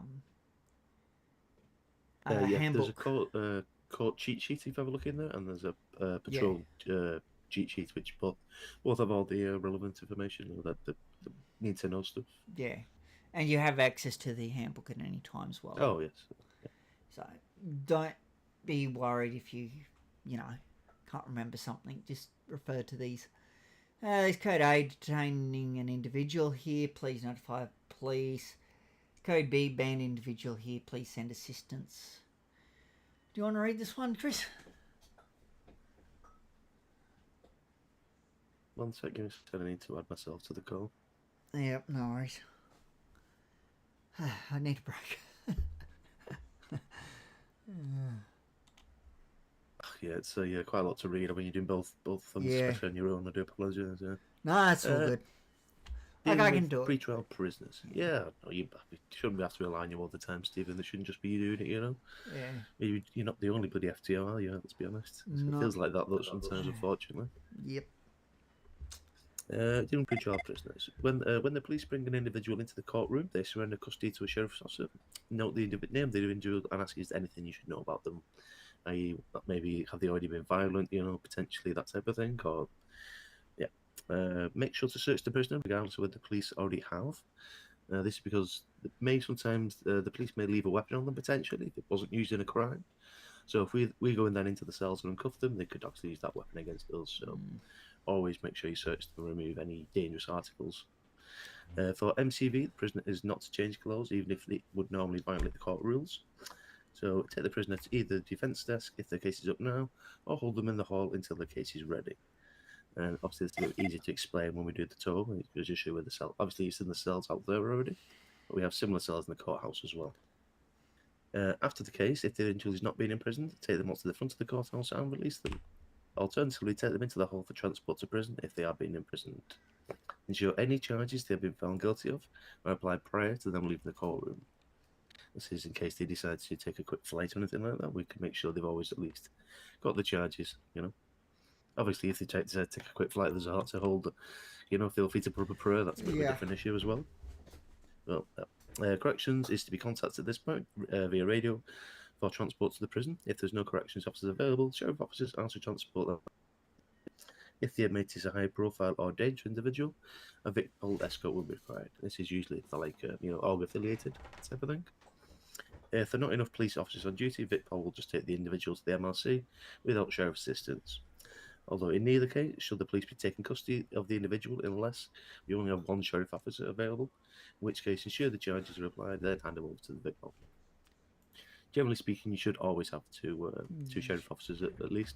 Oh yeah, I would not go with less than that. It's too risky. Yeah. The only exception is if the judge is happy for us to have one member of port, maybe as well as additional security for us. Yeah. But that's only very rare circumstances. Yeah, when there's no other option. Yeah. Escorting magistrates. When escorting a magistrate to Bolingbroke Penitentiary, there are a few things to keep in mind.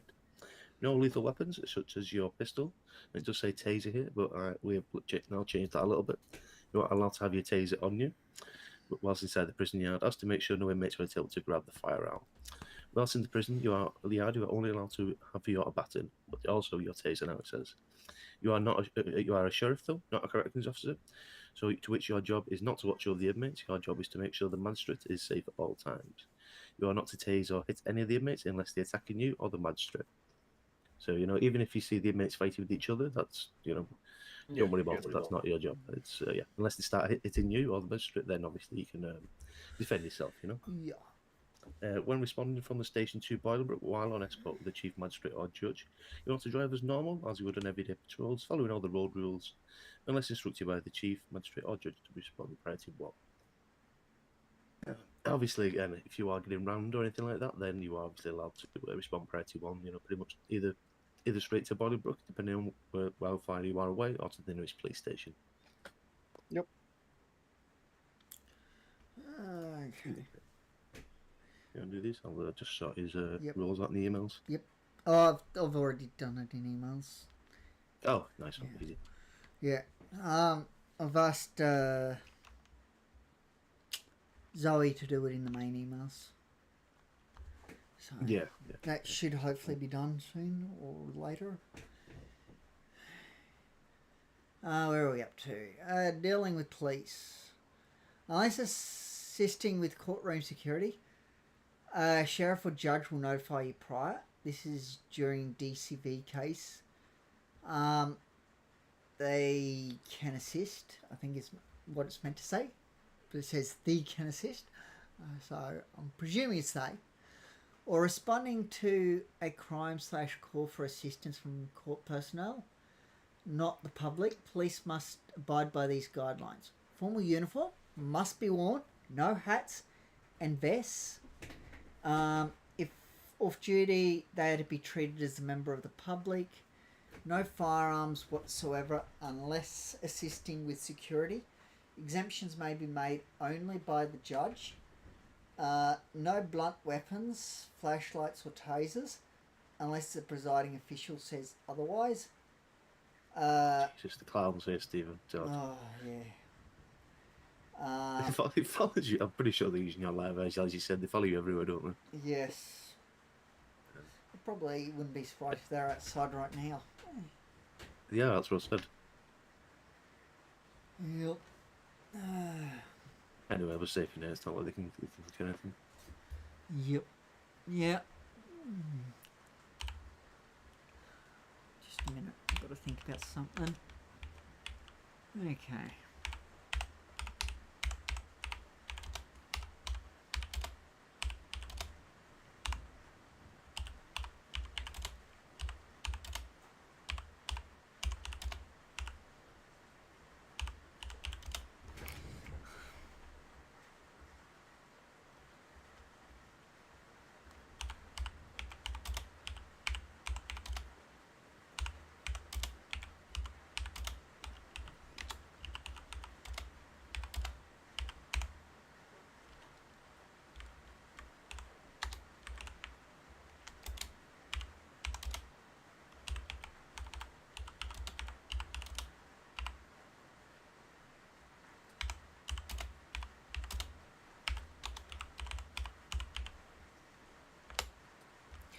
Okay. Well, let's fix that. Just locking the front entrance in case they decide to go and stand in though. Yeah. Oh, God, I love it.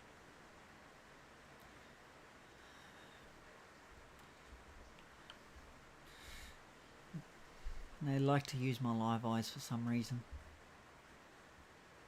Yeah.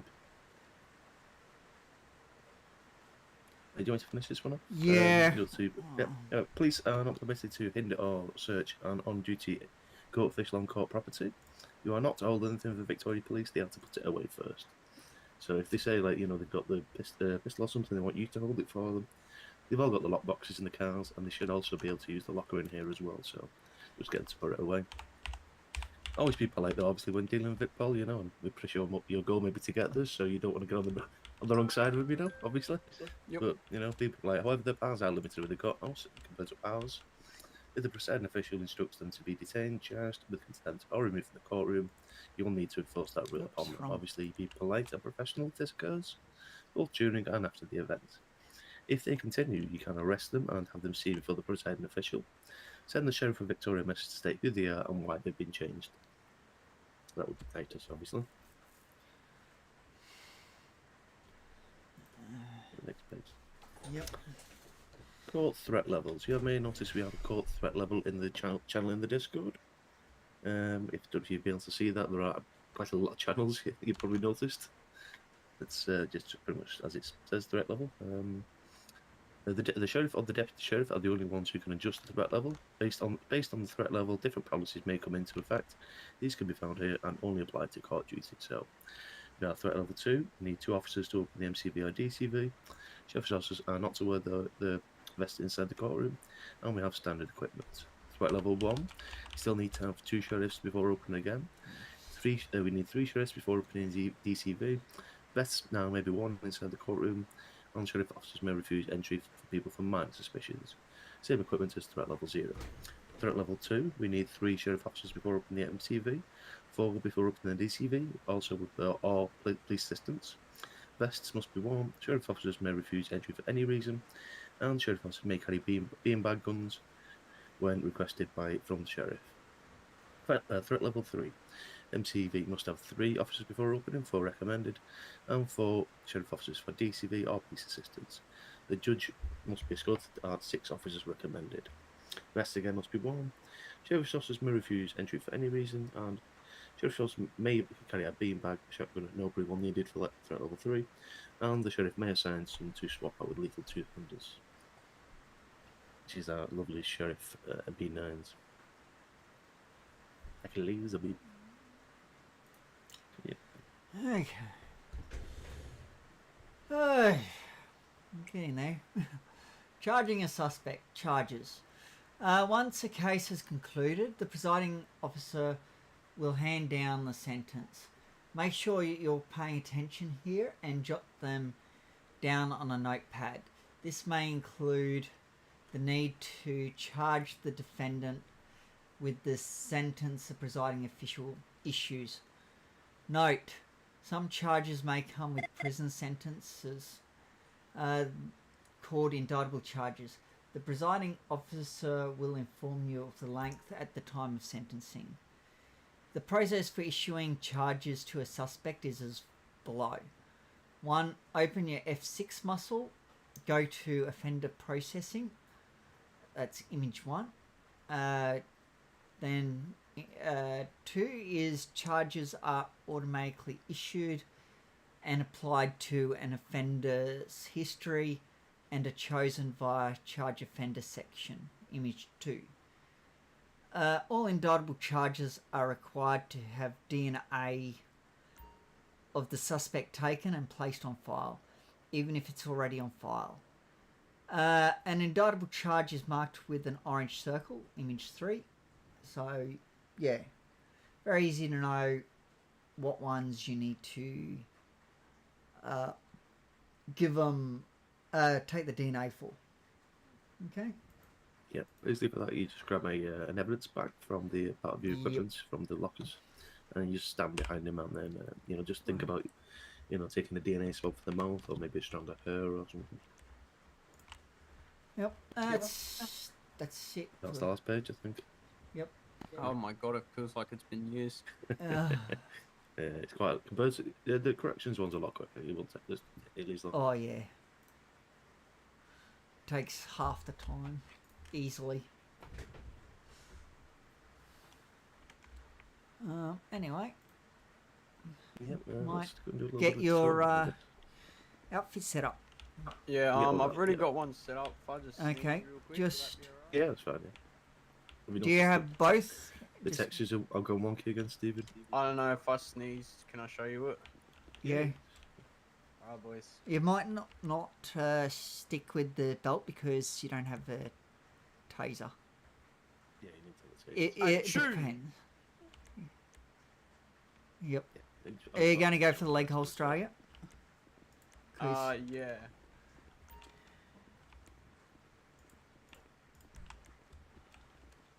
Oh my god, it feels so good, boys. I made it. so come in here. Yep. So over here is your lockers. This is one of the lockers, yeah. Yep. You can third eye to swap when you get to Vicpol, to swap between sheriffs and Vicpol. But till you're, I think it's either constable or senior first constable, you won't be able to. I think it works for constable now, man. Unless it's because I'm a senior So sheriff. what do I maybe, don't take know. from here? Yeah, don't know. Sheriff sergeant.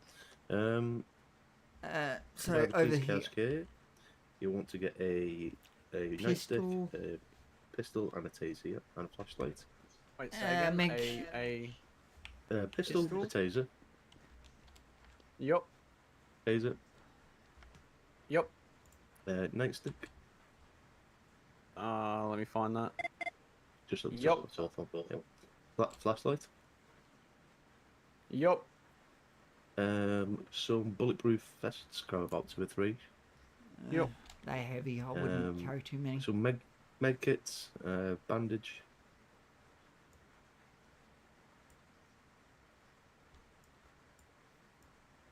Yep. yep, evidence bag Give me a sec. Where is Uh, that? next to bandage, Oh. brown Yep. bag. Yep. Holster as well. You've not already got one. Where's that one? Next to gunshot, where's you? Next to where? Sorry. Oh, sorry. Got it. If you got it. Grab a couple of boxes of pistol ammo as well. Yep. And then break them down. And then a access card as well. We'll need. Yep. And You, police radio. If you don't have a correction, you will get one on corrections, but I guess for the time being, now you can have a police radio. Yeah. Yep. So one thing to note is never use the because we will have access to Victoria Police channels, Yeah. but never go on them. Yeah. It doesn't matter what channel, what radio you have, you'll be able to access them, and that's a Yeah. big no-no. At least Do I mine grab wasn't. pepper spray too or no? No, No. Okay, perfect. that is something I need to think about. Putting in here. How do I get my holster on now? I'm not sure which one it falls under. Give me a It's do you know? no bags and parachutes. I don't think it is. It's either bags and parachutes or necks and scarf. I think.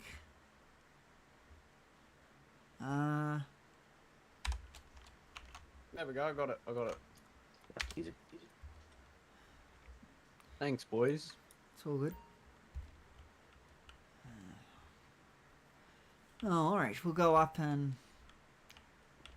Yeah.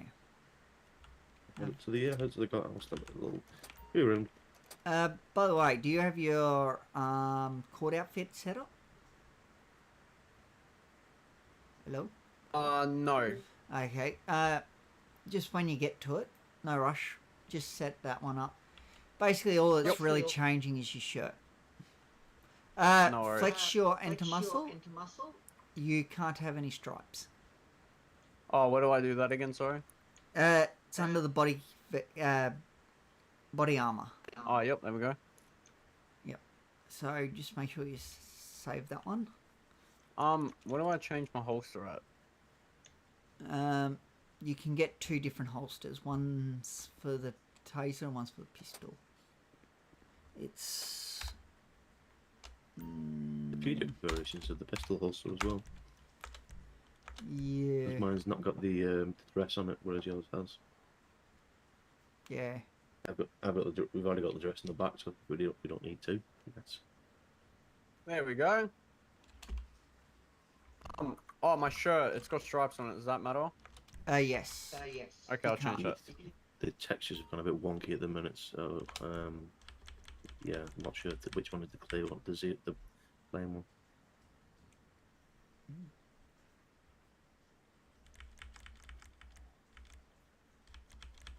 Has that got no stripes on it now? I can't Yeah, see. yeah. So if you want the taser in the holster, it's under bags and parachutes at 240, or 241, or 239. No, I've got the taser in my vest, mate. Oh, actually, yeah, I want taser in it. Holster, yeah, why not? Is that shot? Yeah. Yeah, though.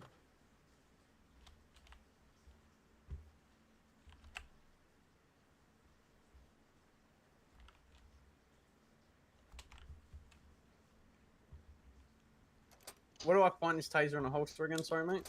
Bags and parachutes. Yep. Give me a second. It is... I got it, yep, I got it. 240 odd. I got it. Thanks, mate. All good. So you should have... You can end up with two... Yep, that's it. You've got two.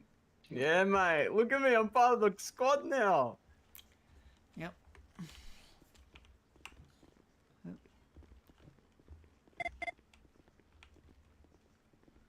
AV just dressed or CFA. Yeah. Might pull mine out actually. Just because we've had some shooting.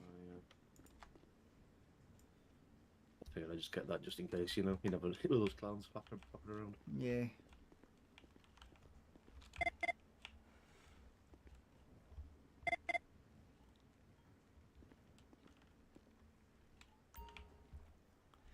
Oh. You right, Chris? I'm just fixing the textures on this shirt. Okay. We might head upstairs. Yeah, I'll be 2 seconds. Yep. You want to come this way?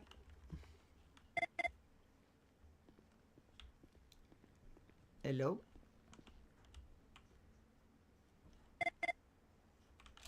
Hello? Yo. You good? Yeah, that court outfit, should I worry about that now or later? You can do it later. It's... Alright, beautiful. Thanks, man. I appreciate it. Oh, it's all good. So, we've got 4 cells down here.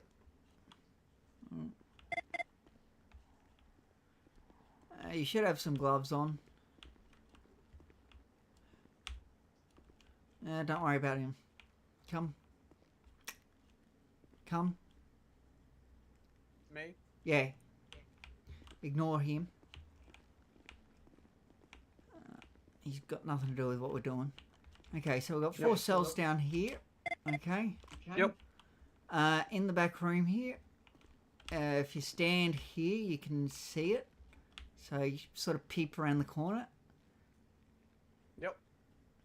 Okay, we've got food and drink you can get from those vending machines, but you won't be able to see them, so you'll have to think about just third eyeing along the wall.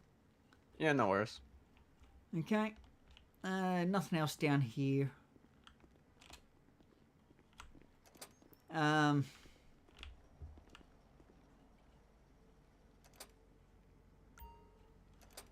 Have your vest on while we're outside. Yep.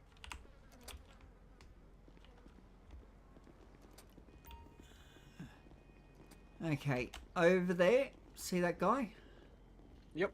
You can park your vehicle there, so you drive it in through the gate, and then just talk to him, and he'll put it away for you and store it. Beautiful.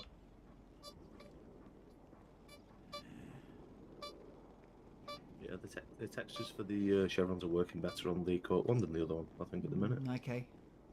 Yeah, I can't get the triple chevrons on the normal out and about one. Yep. Give me a sec, guys.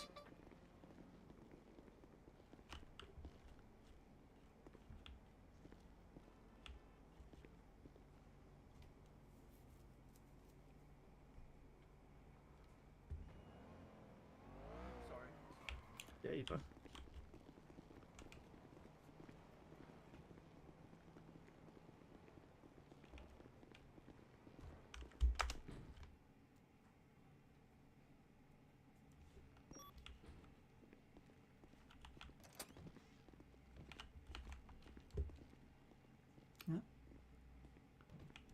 Just make sure you lock doors yep. when you go through them. Oh, sorry. No, Yeah. all good. You Just, do lock automatically, but it's always just to make sure you Yeah. get someone following you. You know. so we've got obviously the 2 cells up here, and then Yep. the video room. Have a look in here at Oh, yeah. C07. Yep. And there as well. Mm-hmm. What the hell? Sounds to resident speaking alien. Weird little skeleton guy. I hope you're ready to meet him. Oh, God. So we have a conference room. So it's So yeah, if lawyers want to have like a meeting with the clients, sometimes if it's a DCV case or whatever, or a schedule case, they'll just come in here and have a chat rather than being in the cells, you know, previously. Whereas normally they will just be in the cells, usually, in most cases. And then we just give them a bit of private space. No worries.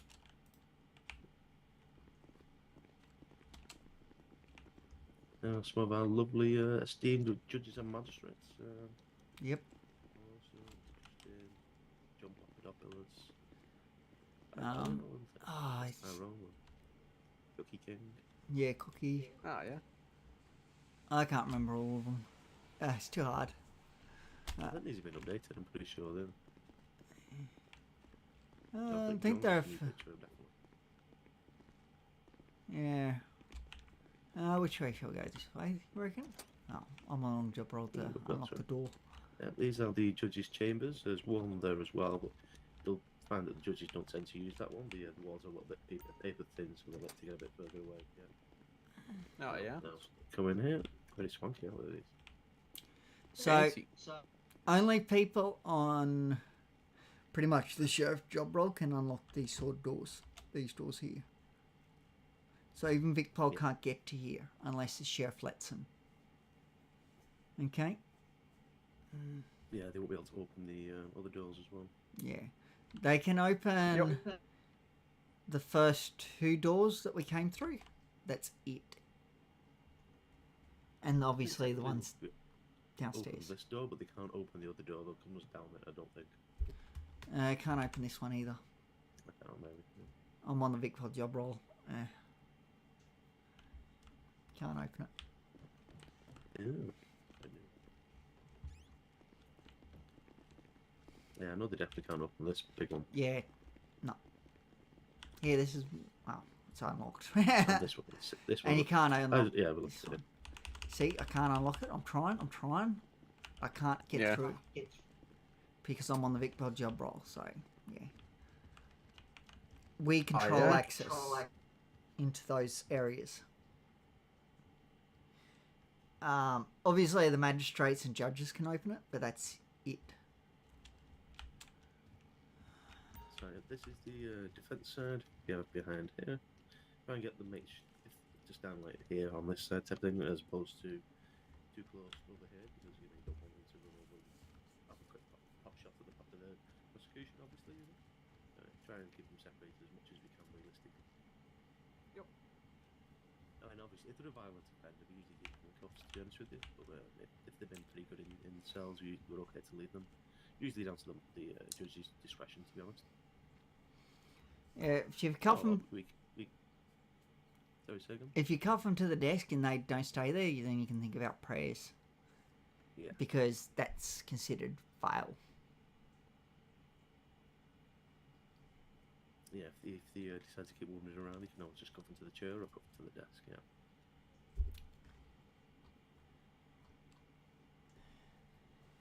But yeah.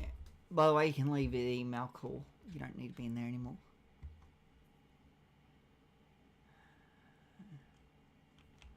Anyway, Oh, yeah, I'll do that now. yeah, we don't do anything else in emails.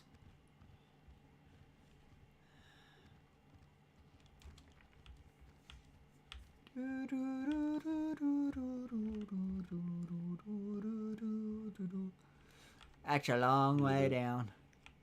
Yeah. Wouldn't want that window to break and go No, down. no. They're pretty thick with these windows. I don't think you'd have to have a hell of a good kick. Is that everything, buds? Yeah. Just downstairs, Yep. and then that's it for this one. Oh, And if- we'll do. We need to go downstairs and show them where we do the searches and stuff as well. Yeah. And then, if you have time, we can always take you to the other one, but I don't think you do you? Nah. Yeah. Give it a kick. Okay.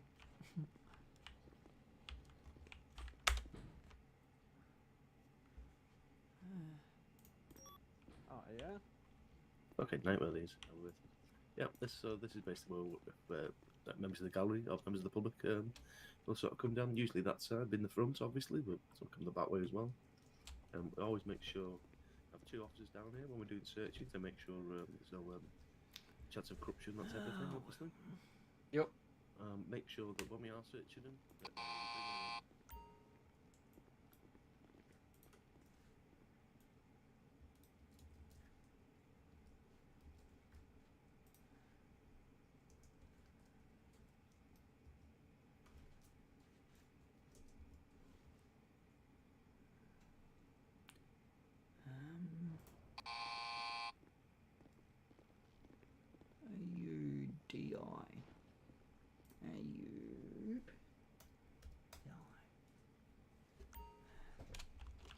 AUDI. What channel is Sheriff's again? 99, yeah?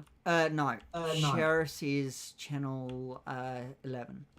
Unless we're doing courts, then it's 142.143.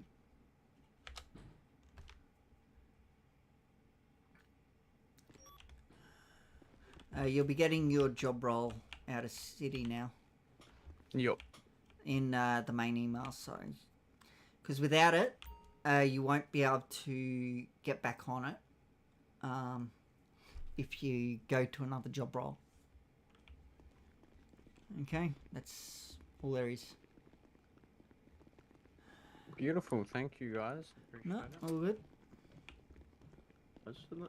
The request to sheriff channel. Lady's just posted. Anya's just posted Jesus. something. Where? If AV request to sheriff channel. Oh, okay. AV, she posted to AV liaison leadership. Please request sheriffs in here if you require assistance on duty. Yeah, that was something we did. No, Usually- I didn't know that. No, Yeah, that's... I mean, usually you think that. I guess we've got pistols now, but we're not really Vicpol. Oh, we should be really the request assistance. You should really be requesting Vicpol. I thought. Yeah, I don't know. No, I don't know. That's It's- new what? Yeah, that's definitely for me as well. Yeah. So what about us? That mean like the same with CFA then? If they're questions, they're gonna start calling us. I don't know. Strange. Yeah, well, We've not that's fine. been we've not been told anything about it, have we? So what we're supposed to just turn up and then what? Yeah, Start don't know. arresting people. I mean, and then the pickpocket turn up. That's a bit weird. Hmm. Yeah, I don't know. That's a new one. I'll maybe pop Jack a message later and find out what the crack is with it. 'Cause, Yeah. I've never known us to be called to sit to scenes to respond to assistance. That's just not what we do as sheriffs generally. No. We've only got a pistol. Yeah. I mean, to be fair though, there shouldn't be violence towards AV anyway, but obviously there is. So I guess Mm-hmm.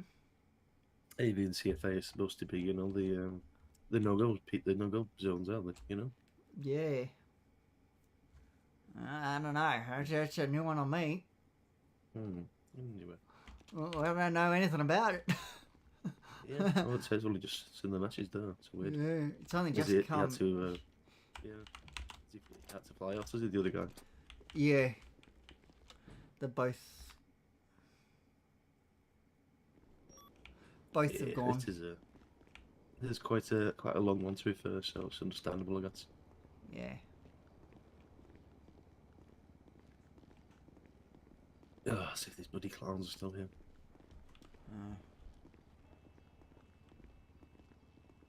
Might have got bored.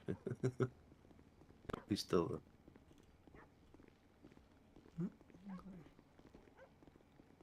It's a mime, actually, not a clown. On the other side. That's isn't that the guy we just inducted? You off now, are you? Sorry. You off now? Yeah, probably. I was thinking, am I able to just go for a drive around the city real quick in one of the cars, just see what it's like? I don't see it being an issue, but you can't break any rules, any laws. You have to stop at traffic lights. You have to do the speed limit, and you can only use the two vehicles. Yep. So the divvy and the van, the small van. You cannot no use worries. any of the others. Unless there's a more senior sheriff with you that can drive them. No worries. Okay? Yeah.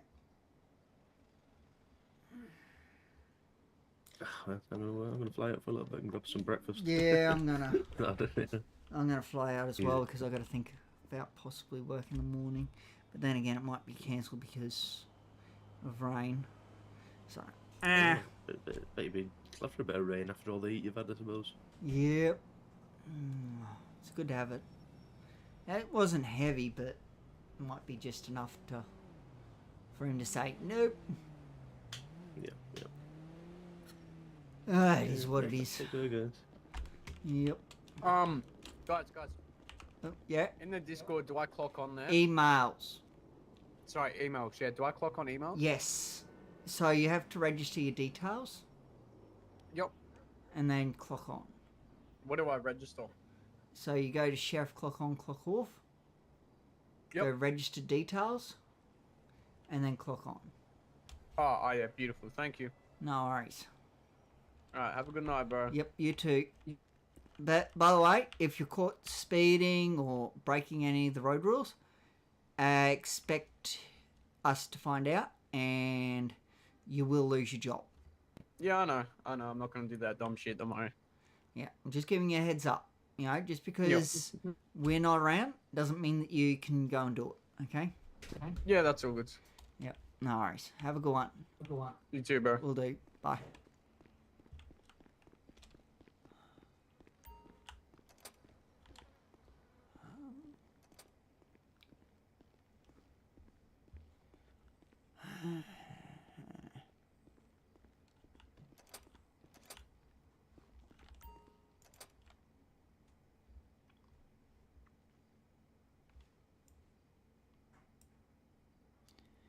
that there. I'll grab that again because I might do Vic Pole next.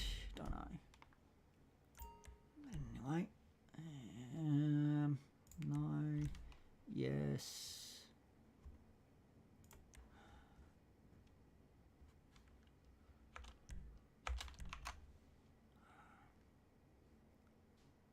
Where is that? Thank you all for watching so much, except for the clowns who decide to use my live eyes to find me. You should not be doing that. Gov know that you are. Expect to have a word with them if you keep that up.